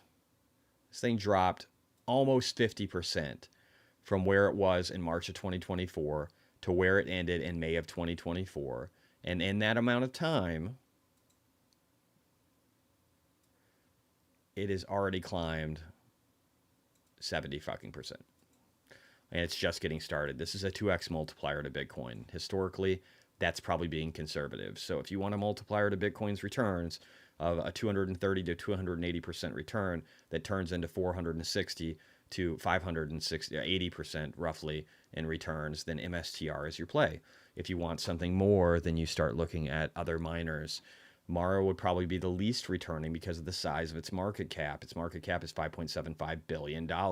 It's above its 200 moving average, where it appears to be finding support, if Bitcoin's finding support, just to get back to its recent high over the last, not even 52 weeks. I mean, just really the last, couple of quarters. We're looking at a 63% increase in the price. And then to get what I believe will be a target here before the fall, we're looking at 126% increase in the price. And so, again, the miners, I think, can do 3 to 4x Bitcoin returns, or at least a 2.5 to 4x. MicroStrategy would probably be Mara would probably be the 2.5 to 3x range. And then smaller miners would do better. And I know there's a lot of other popular ones like Iron and Wolf. What people don't realize is 80% of these miners will probably do okay. right? They're going to have, if we don't go anywhere in price, they could get rough, and some of them will fail, and we'll see some consolidation. And I do think we'll see consolidation. I still wouldn't be invested in a company like Hut. And I know everybody's in the big AI narrative on miners. I don't think that's going to play out well. I'm with Rex Finance on that one. I still don't think that's going to play out well. It's a picks and shovels game. Nvidia is going to do really great. And then the companies that have real AI like Palantir and Tesla will do really great, along with some others. But the people that are going to sell the service, I was a Bitcoin miner. I know what it's like to have a shit ton of graphics cards and ASIC miners. You pay a lot. You get excited about the fact that you're going to ramp and make all this fucking money, and then you realize everybody thought that same thing, and they all invested into it. And then their expected returns as everybody ramps for that get worse. Now, if you have a Bitcoin halving event, and you've got this massive economy of scale, then the pain isn't that bad, as the price well outpaces the difficulty level. And so you end up doing all right, and the halving event. So you end up doing all right with Bitcoin, but with AI, I don't think you're going to get that kind of return. And I think that people are getting very excited about that. I could be proven wrong. I'd love to be proven wrong. I don't mind people making money off of a different play in Bitcoin. All of these will rise. All of them will. And so if you can get a 2.5 to 4x multiple, I do want to say this though. They will lag. They'll lag until Bitcoin really starts fucking taking off. And then when people have made too much money off of Bitcoin, they're going to say, oh, I need a multiplier, man. I could make way more in the future if I invested in like this mining one, because my friend did the mining thing and he's up like 300%. I made less than 100. So like I made like 80 or 70 or something. So I want that 300. And then people start to dial into multipliers. So, and again, MicroStrategy probably first. As you see with Mara, it was only up 2.68, and yet MicroStrategy was up, 3.5 or something like that. So you'll see more. Yeah, 3.41. So you'll see stuff like that. Now, CleanSpark, again, I love what these guys, their mining report was great. I'll probably try and do another market recap here soon that focuses a little bit more on miners, my thoughts on it. I think I owe that to you guys. But hey, Jesse, current read on CLSK, beautiful timing, Maytag. Love your content. I love you, man. And if you guys could hit the like, it's greatly appreciated. It helps me out. So, and thank you to Andrew for joining as well. Now, I do want to say, if you look here, peak volumes were just a little bit under it on CleanSpark, up 1.68% on the day. I think they had really great numbers for May, for their May production. They only had like 400 and something. But when you look at the halving event, you look at their expansion, and again, when I compare some miners to CleanSpark on here, it's just not comparable. Like look at the revenue growth in CleanSpark. Look at that net income growth in CleanSpark. Cash positioning. Again, they did a bunch of dilution, but I think they've been smart about it. Look at the consistency in their mining hash rate growth. So even though you have what's happened here with Bitcoin halving, these guys are making up for it in a ton of different metrics. And again, look at their Bitcoin holdings. This is what happens when you have when you have a lot of Bitcoin holdings. And Mara looks a lot like this too, where you see an exponential growth in the dollar value of this. In Bitcoin holdings, it doesn't look like an exponential growth, even though they've worked really hard on hodling. But in the dollar value, it's stupid. This is a stupid increase. And it's only going to get more stupid. And look at operating leverage here too. Look at the expenses of these companies as they depreciate and write things down while the revenue growth expands, and that's only going to get crazier. So again, I expect to see a lot more of this with companies like CleanSpark, and this will be a greater multiplier than what Mara will be because the market cap is smaller. Okay, the market cap for this one is 3.73 billion versus 5.75. That makes a difference. To chat, I wouldn't be purchasing 2025 calls at this point unless it's a short-term swing. I wouldn't do that for anything. I wouldn't purchase calls on any miners personally either. I don't know if that's what we're talking about, but I would not be doing that. The time for purchasing options on miners has long passed. And if you were going to do it, you should have done it like for CleanSpark when it was April of 2024 and it was way down here in the $13 range. Now when it's in the 16s. And honestly, like if you just look at the options, they all fucking suck on these miners, man. Don't buy options for miners right now. At least a PayPal at 2026 can give you a good return. I wouldn't touch shit on this. BITF, yeah, I could do that one too. Let me do Cypher real quick too, since I don't hold BITF. I don't like the Canadian miners really a lot right now, especially ones that replace their CEOs. All right, so this is beautiful. Again, we're above the first fib line, and we're above peak volumes. And so Cypher wants to scream higher. And it wouldn't surprise me at all if we got to like a 575 or something, which is a pretty big increase over a short period of time on this miner. And let me see, like, again, just hitting that previous level is a 43% increase, but I think we could do 49 really quick. I think we can get to the .5 in short order on this one. This is only a $1.25 billion market cap. So the ability for this thing to double over a short period of time is much higher. Because again, this thing is like a 20% or less of what Mara's market cap is, for a decent reason, though. They don't have near the Bitcoin. All right, let's see what else we got here. What do you guys got? So I'm going to start looking at charts based upon your guys' requests. I'll make it as far as I can. Justin Robinson. Hey, Jesse, mind taking a look at Shop? Looks appealing to me, below the 200-day moving average. Wanted your thoughts. Thanks, brother. Yeah, let me take a look. Let me take a look at Shop. I think I looked at that the other day, too. And let me actually, before I go into there, I'm going to go over here. I want to look at Shop. I love looking at the fundamentals of the companies that we're talking about, because if you just look at the technicals, they can be deceiving. Now, Shop still looks good. It's seeing expansion. It's got 22% revenue growth, but profit growth has not really been happening.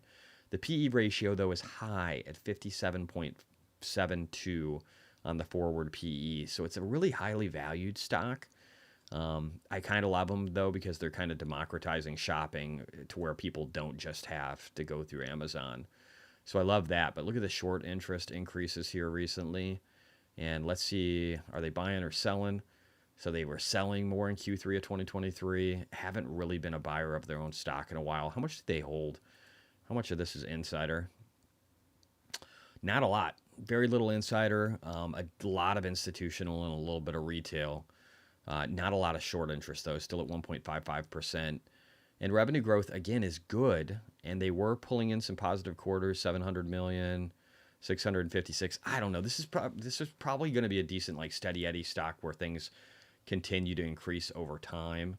But I don't know. There's just so many other asymmetric bets right now. So I'm not interested really in Shopify, just because, again, the valuation is still high. Even though, let's look at the technicals, though. Let's look at the actual chart to see if that looks interesting from a technical play, even though I don't believe the valuation is great as far as opportunity right now. My Jack Russell Terrier is walking over here and looking at me. Hi, dog. How are you? Need to get her nails clipped. They're not good. She's a geriatric dog, so she's a fucking mess and very high maintenance, and I forgot to put up my gate. Yeah, so we did get a bounce. We could actually get back up to the 200. So as far as a trade goes, maybe it gets up to 68 pretty quick to close this gap over here. But I don't love the valuation. So that's my thought. Dennis Newber, with conflict rising, what do you think the chances of the U.S. sending troops over would be to the benefit of the stock of Palantir? I think Palantir is going to benefit really good. I think Anduril is. I actually want to get. I'm going to try before the end of the year to get Anduril stock. I need to get Anduril stock, even though it's not public, and it probably will be in the future. I need to get Anduril stock before it goes public, and then also, again, I want to buy more Palantir too. I don't know how much you guys can hear the clicking of her nails on the ground, but it drives me fucking nuts. But I love this old dog. Anyway, but yeah, so I actually think, I don't think we're, so Dennis, I don't think we're going to be having a major threat of war soon. Could be wrong. I actually think that Xi could lose his head sooner than that. And maybe, I don't know. There's so many variables. It's so easy to predict the doom and the gloom, right? But if you were to look back and said that, 2 years ago when Russia invaded Ukraine, that Russia would be failing miserably and not complete their invasion in 3 days, and that their economy would be at a state that is just horrific. They're in a wartime economy, but they're not getting any benefits. And without China, they wouldn't even be functioning right now. And so I don't know. I don't even know myself, Chris, how to access Anduril. I did see your message the other day. I want to make sure that I'm giving guidance at the right place to be able to get to purchase the stock since it is in private markets. So as soon as I find a good way of doing that and have done it, I will pass it on to you guys. I just don't want to point people down the wrong direction and have them lose money because I'm getting fucking scammed and they're getting scammed too. So as soon as I'm sure on a good way of doing that, I'll let you know. I do want to get into that one though. But yeah, so I think if you would have said though, going back to Russia-Ukraine war, and then also what happened with Israel and Palestinians and like all this shit, look at all the scary stuff that was supposed to happen. We've got wars on multiple fronts all around the world, and yet I don't want to say it's going good. I don't want to say it's going good because that's disparaging to all the people that are losing their lives on all sides. But it's not bad. Russia can't really make progress. They need the war to end. I think Trump wins a re-election, even though I don't know if I like Trump. I do like his Bitcoin stance. But I think he wins a re-election, and I think he's buddies with Putin, and I think that war kind of goes away. And if that happens, that would shift the dynamics dramatically away from China. And Russia Putin needs a win. He needs a win. He almost got overthrown. His private army was going to fucking kill him. So Prigozhin was going to kill him. And they did some kind of maneuvering and convinced Prigozhin that he was going to die if he tried to do what he was going to do and that he should quit. And he did die anyways. They fucking murdered him. They shot him out of the sky. So so that probably wasn't a good bet on his part. He should have just went through with it. But Putin needs a win so that he doesn't get overthrown in his own government. And because he's got oligarchs that have lost fortunes and they can't travel to Europe anymore, and they've had their massive mega yachts taken away, and that can't make them very happy. So I think that if anything, we might be seeing a calmer time ahead. Not that war can't happen, but I gotta say, Anduril, Palantir, maybe some others here are good bets if war does happen. So I strongly believe that. And what did you say, Jesse? Hope the Cybertruck is still as badass as the day you got it. I fucking love it so much. Outside of people trying to fight me or coal roll me or whatever stupid shit because I live in the Midwest, there are a surprising number of people that love Elon Musk, even ones that are like riding Harleys or that are in coal rolling pickups that think he's fucking great and think the Cybertruck's badass. So I focus on the positive. And the best part is whenever I drive by a school with like elementary or junior high kids or whatever, they flip the fuck out and they're the future. And so when knowing that they're losing their shit over this thing lets me know that we're going to have a good future or have a probability of a better one. Jason, quick, please. I don't know what quick is, but I'll look at it. Let me see if I can pull it up over here. Oh, dog, please leave me alone. Leave me alone. QuickLogic Corp. Let me see if there's anything else here. Net income starting to turn positive. Got a little bit of a hiccup. Revenues have been going up 45% year over year. Gross profit slowed. Predictions look good. Institutional ownership's increasing dramatically. These guys really started to buy back stock in the 20. Yeah, they've been consistently buying more than selling. I like that. Short interest increased a lot. Let's go back here. What's the valuation? Forward PE is 23. PE is 182. There's a big dispersion there. Operating expenses are flat. So this company's doing all right. What do they do? Semiconductors. They're riding the semiconductor train. Massive retail. I wonder how much that's changed over time. 1 sec. I need to slam this door real quick. Charlie, get the fuck out of here. Go. All right. There we go. She's out. I don't have to hear that shit anymore. Losing my mind. Trying to listen to like the pitter patter of a dog. She probably needs to go out, but I've got diapers in the laundry room in case things get bad. Not that you care. All right. So yeah, I don't know. This looks interesting, man. Let's look at the actual stock here because this is interesting. The growth is good.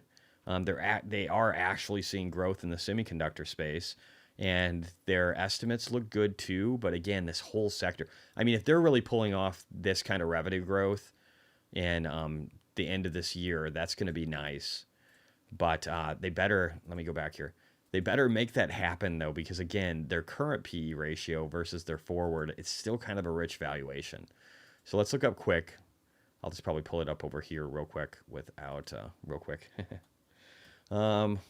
Let me just look at it over here without saving the chart this time. I just want to get a glance at it. So, wow, this is a company that's been around for a while, huh? Wow. So, who are these guys? So, in the dot-com bubble, they launched near the beginning of the dot-com bubble. Fascinating. So, an old company, January of 2020. Boy, horrible timing. So, $152 went up to 600 and something. Then people melted, going all the way to what? 2002, and it went down to $11 from 600. Boy, that would have been painful. Shot up a bunch. This thing's got a slingshot effect, doesn't it? So it went 10x into 2003, then fucking melted down into 2000, the great financial crisis, down to $7 again, then shot up again. Fascinating. So it does have some bounceability, and we are seeing some actual fundamentals here. Would have been better to buy this thing in the $2 range before it shot up to 20. It did have another one of those 10x moves, but maybe there's some play still here. Let me see. I'm going to do a trend-based fib extension. This is a toughie. Where do I draw this one? I'm probably going to draw it from the GFC. Charts like this are harder. They've kind of got their own unique timelines. Need to draw this one a little better.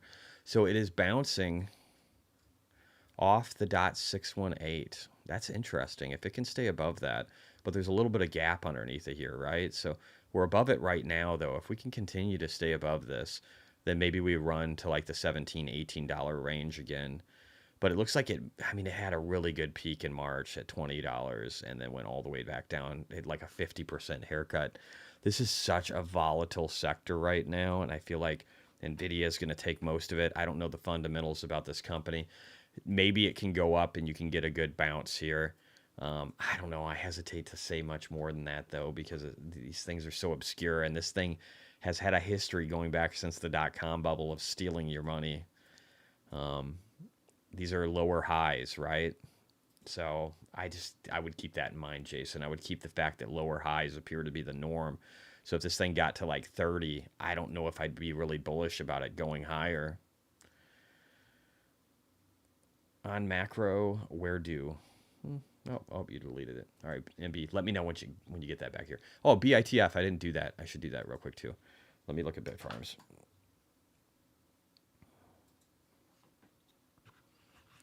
All right, so BitFarms has had a pretty good bounce.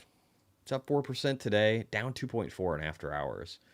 So we got down to the 150s, and then we got back up above the 200 moving average. We're below it in after hours.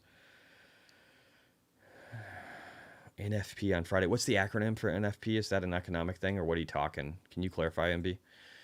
While I look at this. So it's good that we're above the 200 moving average. I think Bitcoin's going to continue to show strength, and 386 is something we could definitely run to.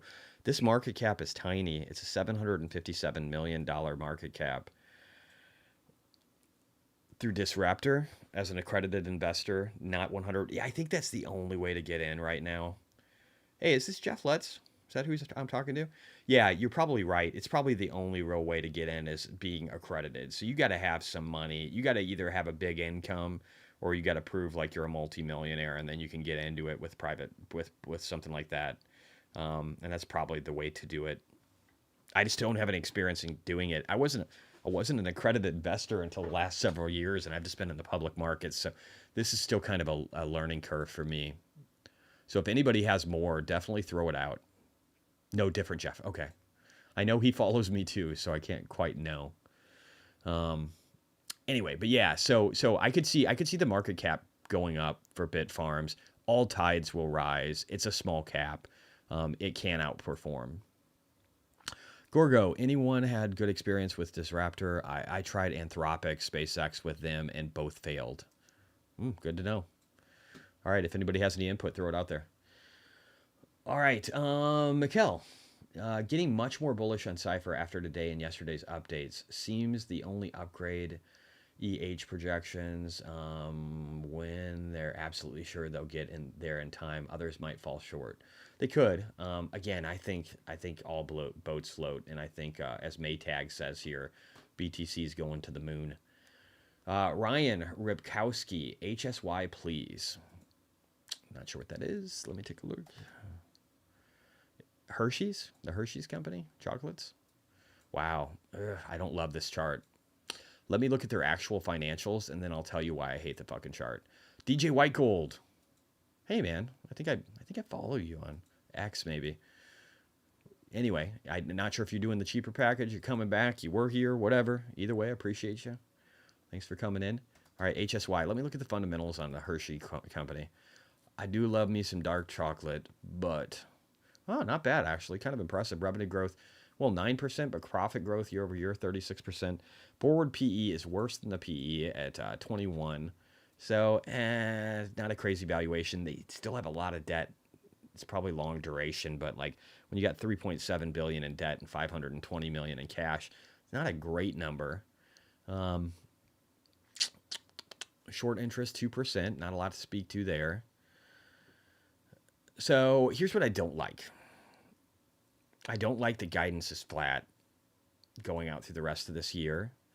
I don't like the fact that we aren't seeing this company buying back their shares because they have no real incentive to. What is stock-based comp on this one? Let me go back.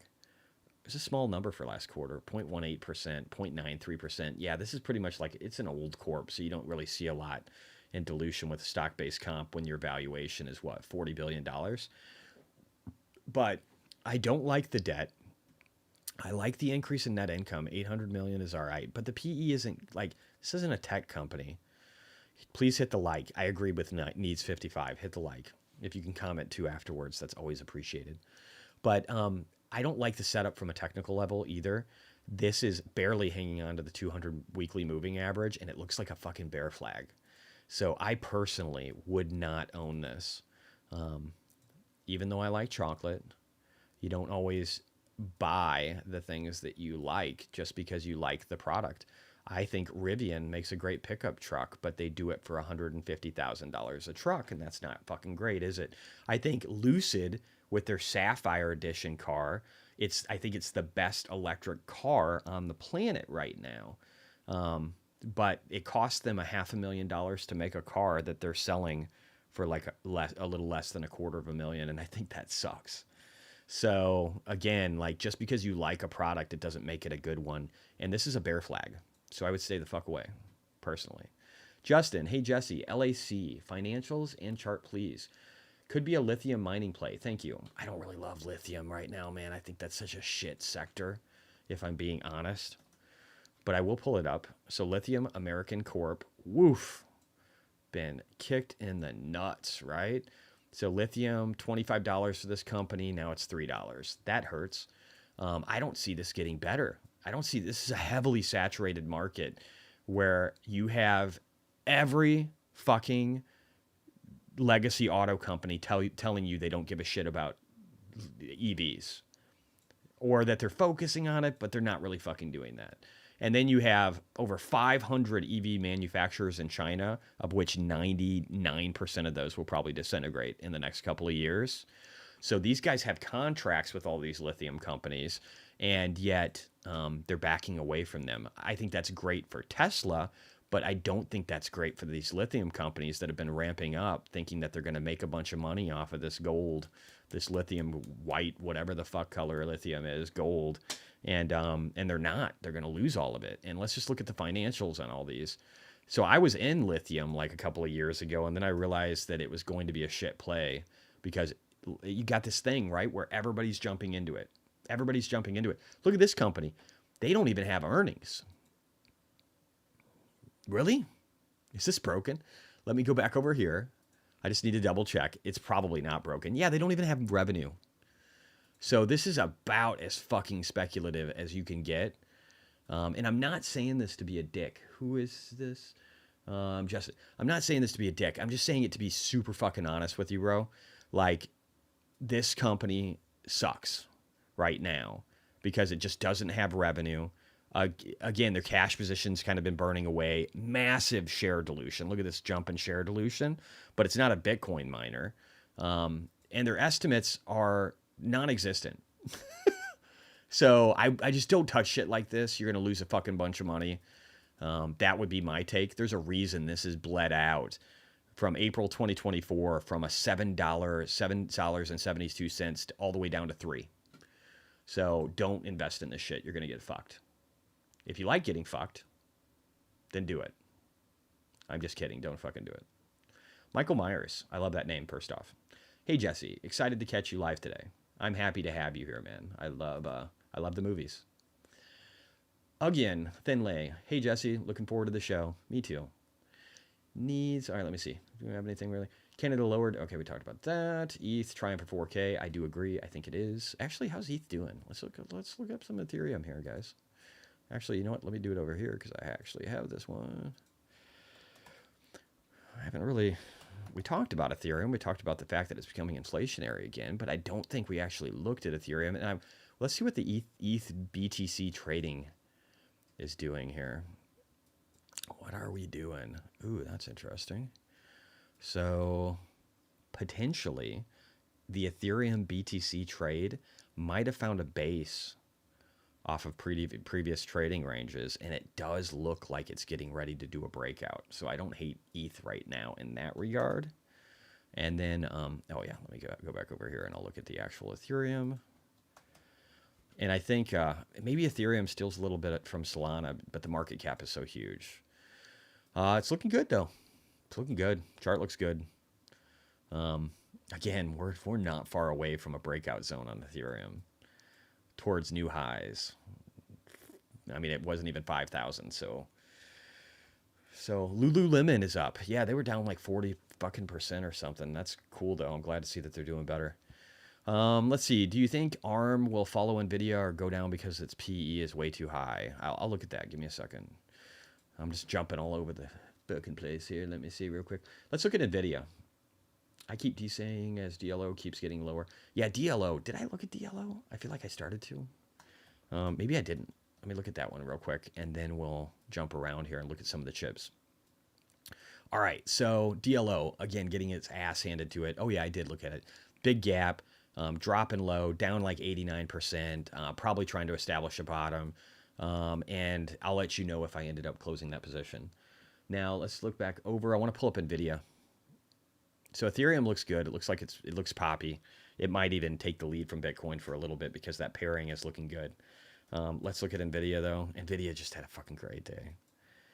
And could ARM do all right? I don't know. I think ARM is incredibly overvalued. I'll double check my findings though and see how fucking wrong I am. Now there's so many gaps in Nvidia. When it does melt down, this will melt down. I just don't know if that could be years from now, guys. And people could just be trying to short this bitch as it continues to go higher. It's a $3 trillion market cap, and I think Amit posted earlier that it surpassed Apple. I think that's justified. I do think that someday, though, Tesla will pass these guys, maybe within the next 3 years, and that will be a painful day. Let's look real quickly at ARM Holdings. So what's the PE on this one right now? 81. For the forward is 81. The PE ratio is 362. Little rich. What is Nvidia right now? Nvidia is probably like cheap in comparison. Let's see. 40. It's like half the forward PE. So Nvidia looks cheap right now compared to ARM. I don't know, man. There's this rule, and maybe this is what's fucking me on DLO. So because Mercado Libre competes in that same sector, right? There's this rule where winner takes most. James from Invest Answers loves to talk about it all the time. I personally would rather be in Nvidia that's got a better forward PE, a better PE ratio, 262% revenue growth year over year, profit growth of 629%, and just like a parabolic net income statement that has them at $15 billion in net income over a short period of time. You got to remember, these guys, they did almost 25 billion. Tesla's talking about doing like 4 billion just in revenue.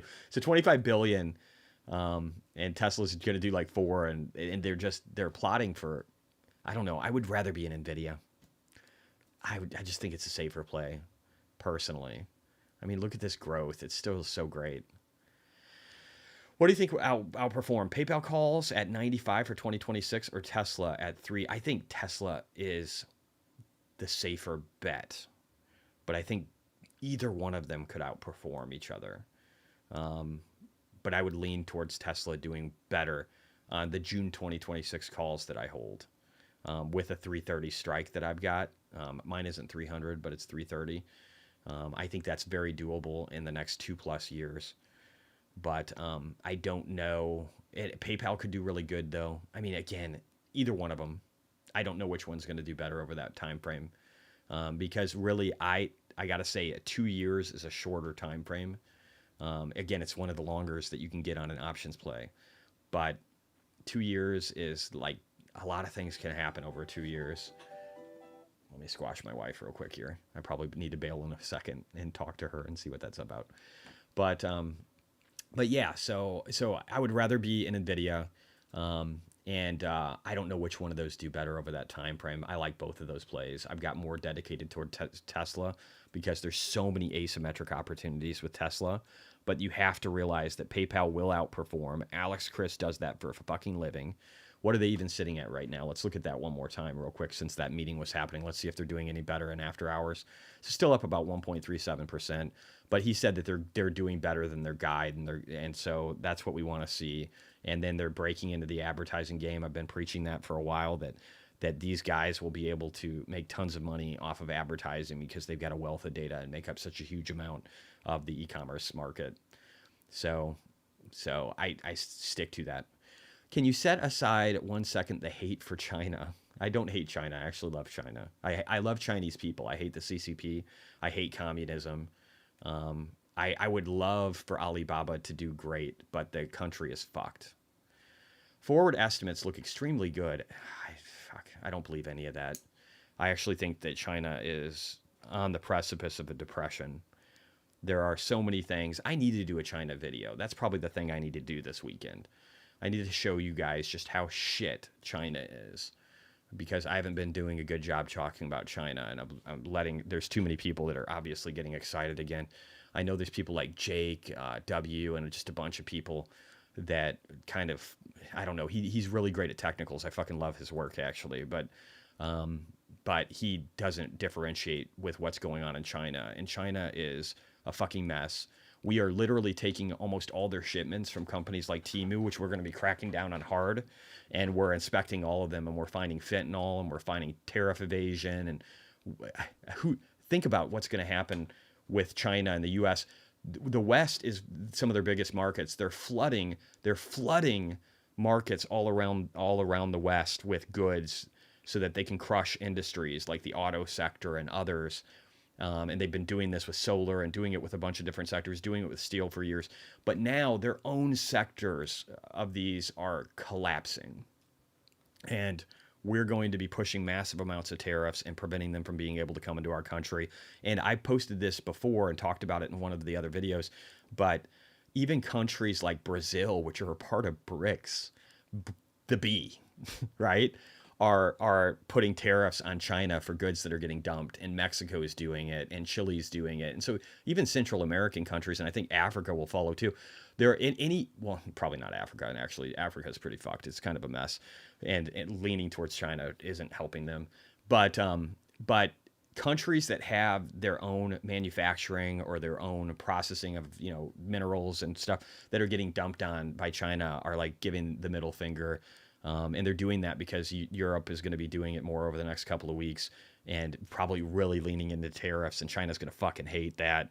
And the U.S. isn't going to let their cars come here. And so they're going to have to sell them cheap into other industries, and those 500 EV makers are going to collapse, and their real estate is collapsing still, and their construction is still collapsing because China, even with all the funding they're doing, is only picking up 2% of the new real estate that's been built over the last year as far as a funding cost. And even if they bring that into the state and start really turning communist and turning into Mao, it doesn't help. And so all the money printing in the world, their debt to GDP is almost 3x what ours is in the United States, and everybody worries about us. So do not talk Chinese stocks. I will not push people towards them. Baba is absurdly undervalued if they're a democratic country. Danny, I'm going to say that. I'm sorry, man. I know you guys want to invest in China. I know it looks cheap. I know when you compare it to US companies, they look cheap, but they're cheap for a fucking reason, because the threat of war is huge. And at the very least, none of these companies, you don't own any of these fucking companies.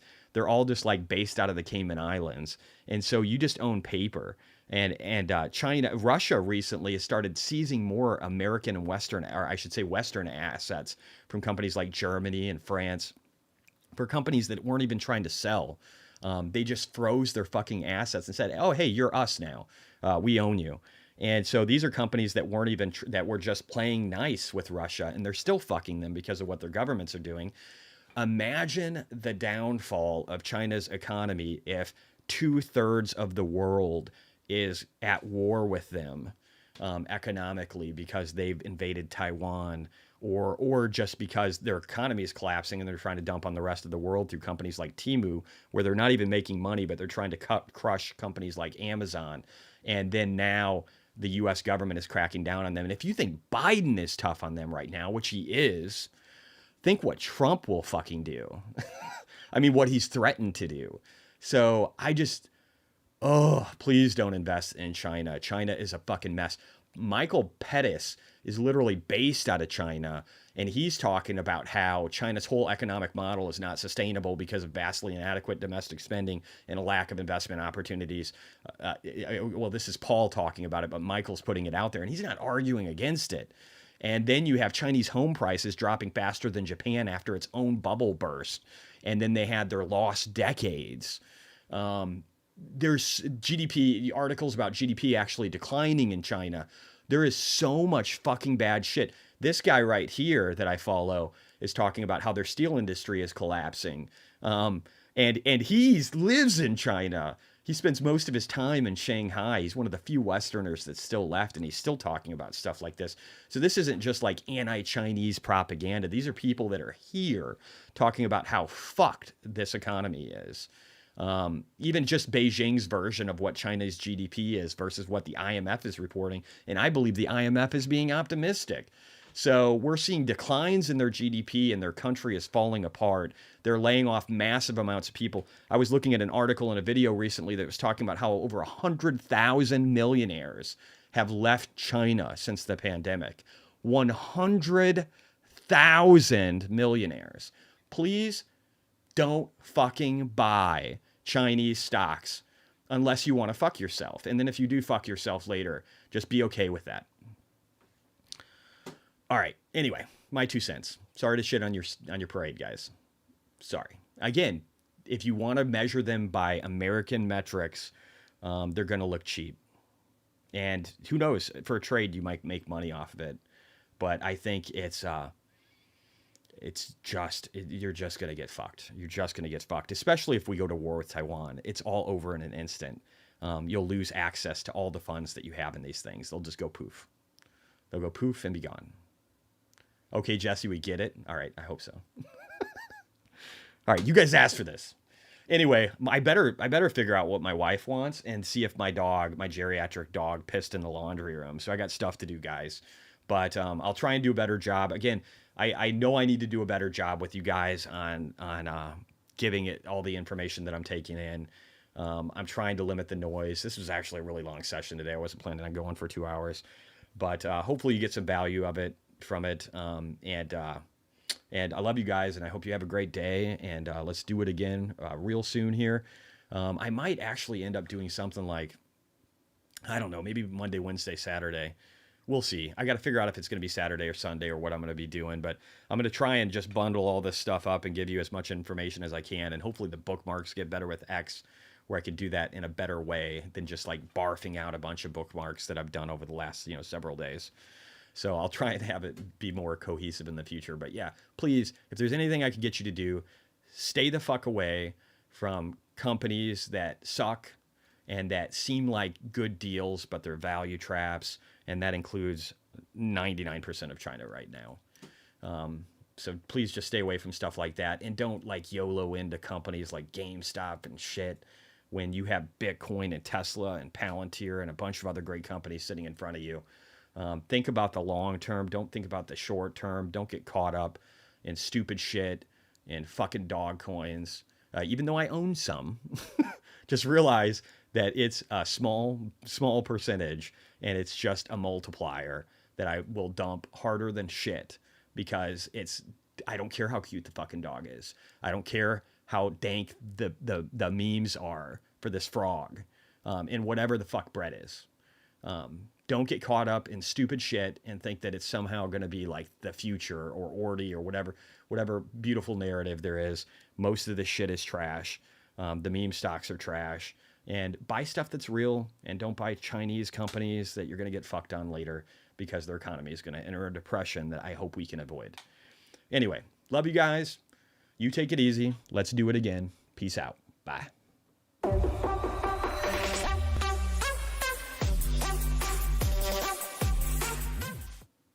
You do with the Bitcoin besides it just gather value? Real estate developers in New York City, they're not buying the real estate because they want to live in it. But like most of the people who are buying assets at some point want to sell the assets at a profit. People that use fiat currency as a store of value, we call them poor.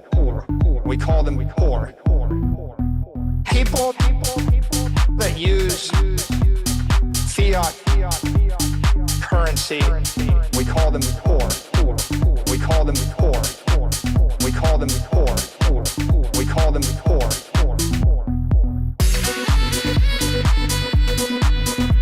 There's a name for them. We call them poor. We call them poor.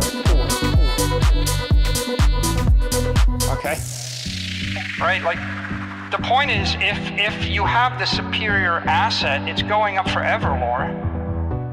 Forever. Right, I mean, we can all look Bitcoin sort of as... Forever, Laura. People that use fiat currency as a store of value, we call them poor. We call them poor. People that use fiat currency, we call them poor. We call them poor. We call them poor. We call them poor.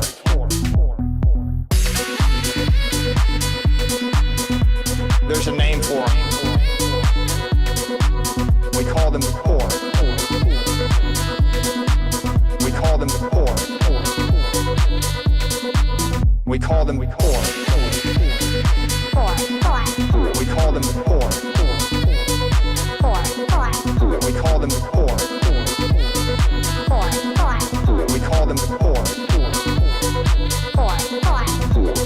Okay. Well, you know what time it is. Whew. We back, baby. Bitcoins, shitcoins, or NFTs. There's no greater feeling than hitting that sweet. Old time high in this bitch. Watch it pump to the sky. We just buy and get rich.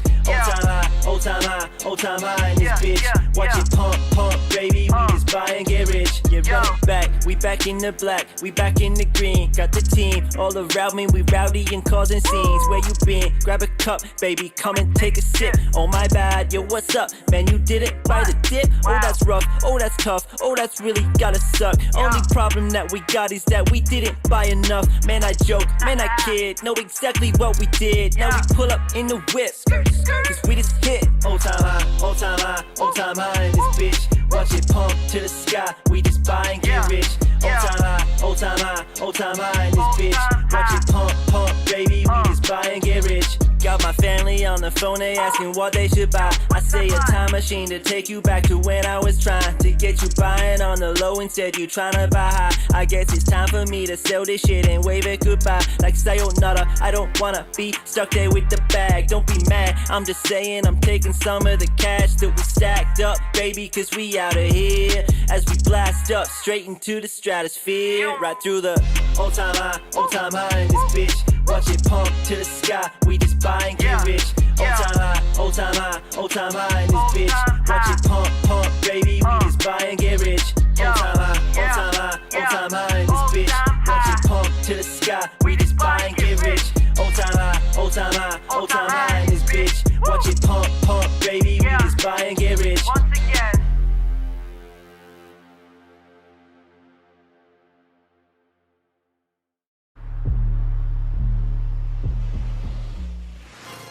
With time, a seed becomes a tree, sheltering us. With time, a skill becomes a talent, empowering us. With time, a technology becomes a tool, enhancing us. By nature, time gives value to almost everything, yet the very thing our society gives value to, our money, loses value over time. This paradox warps our reality by defying the laws of nature, and it stems from the belief that $1 today is worth more than $1 tomorrow, meaning money must always lose value. We built our reality off of this model.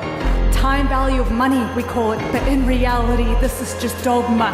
Since we can keep making more of it, we end up destroying our own purchasing power. So we put it in stocks, put it in bonds, put it in land, put it in funds, put it in crypto, put it in gold. But we are not oracles, so what do we know? We know that it's hard to get by. We know some people may never retire. Is time value of money a lie since it discounts the monetary value of our time? If time is money, how are they moving in different directions? We're working longer for less, we end up just giving away our freedom. Give up liberty for policies, give up our agency to the authorities. Because when our foundation is built on complexity, we simplify humans by giving up our humanity.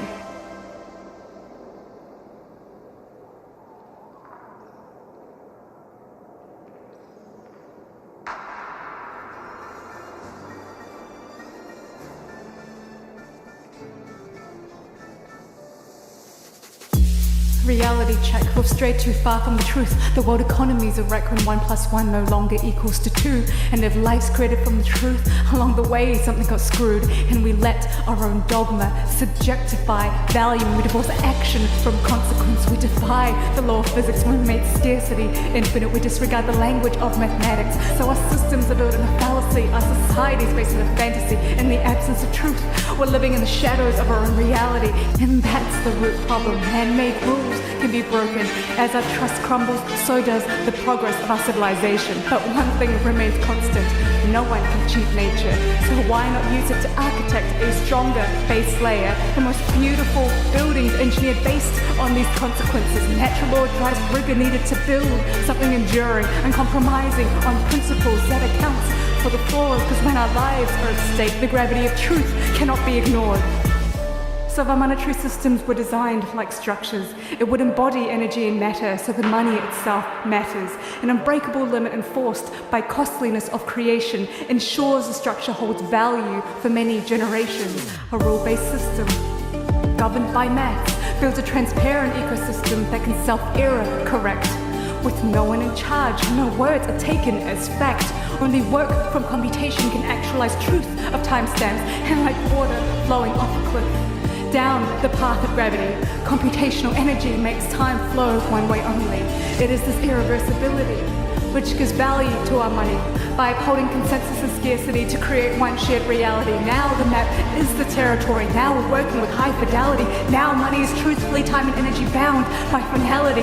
Now we have the ability to manifest each of our dreams and build a world that is much more reflective of all of our needs. And that's the purpose of money. Merely a tool to shape our reality. Merely a function to harness and express individuality. It's just a way to live freely. Just a means for possibility. Because when we build on integrity, we enhance the beauty of humanity. The most beautiful societies are built from diversity of our thoughts that come to life when we're empowered individually. Because when our money tomorrow is worth more than today, we shift from predicting to creating the future ourselves.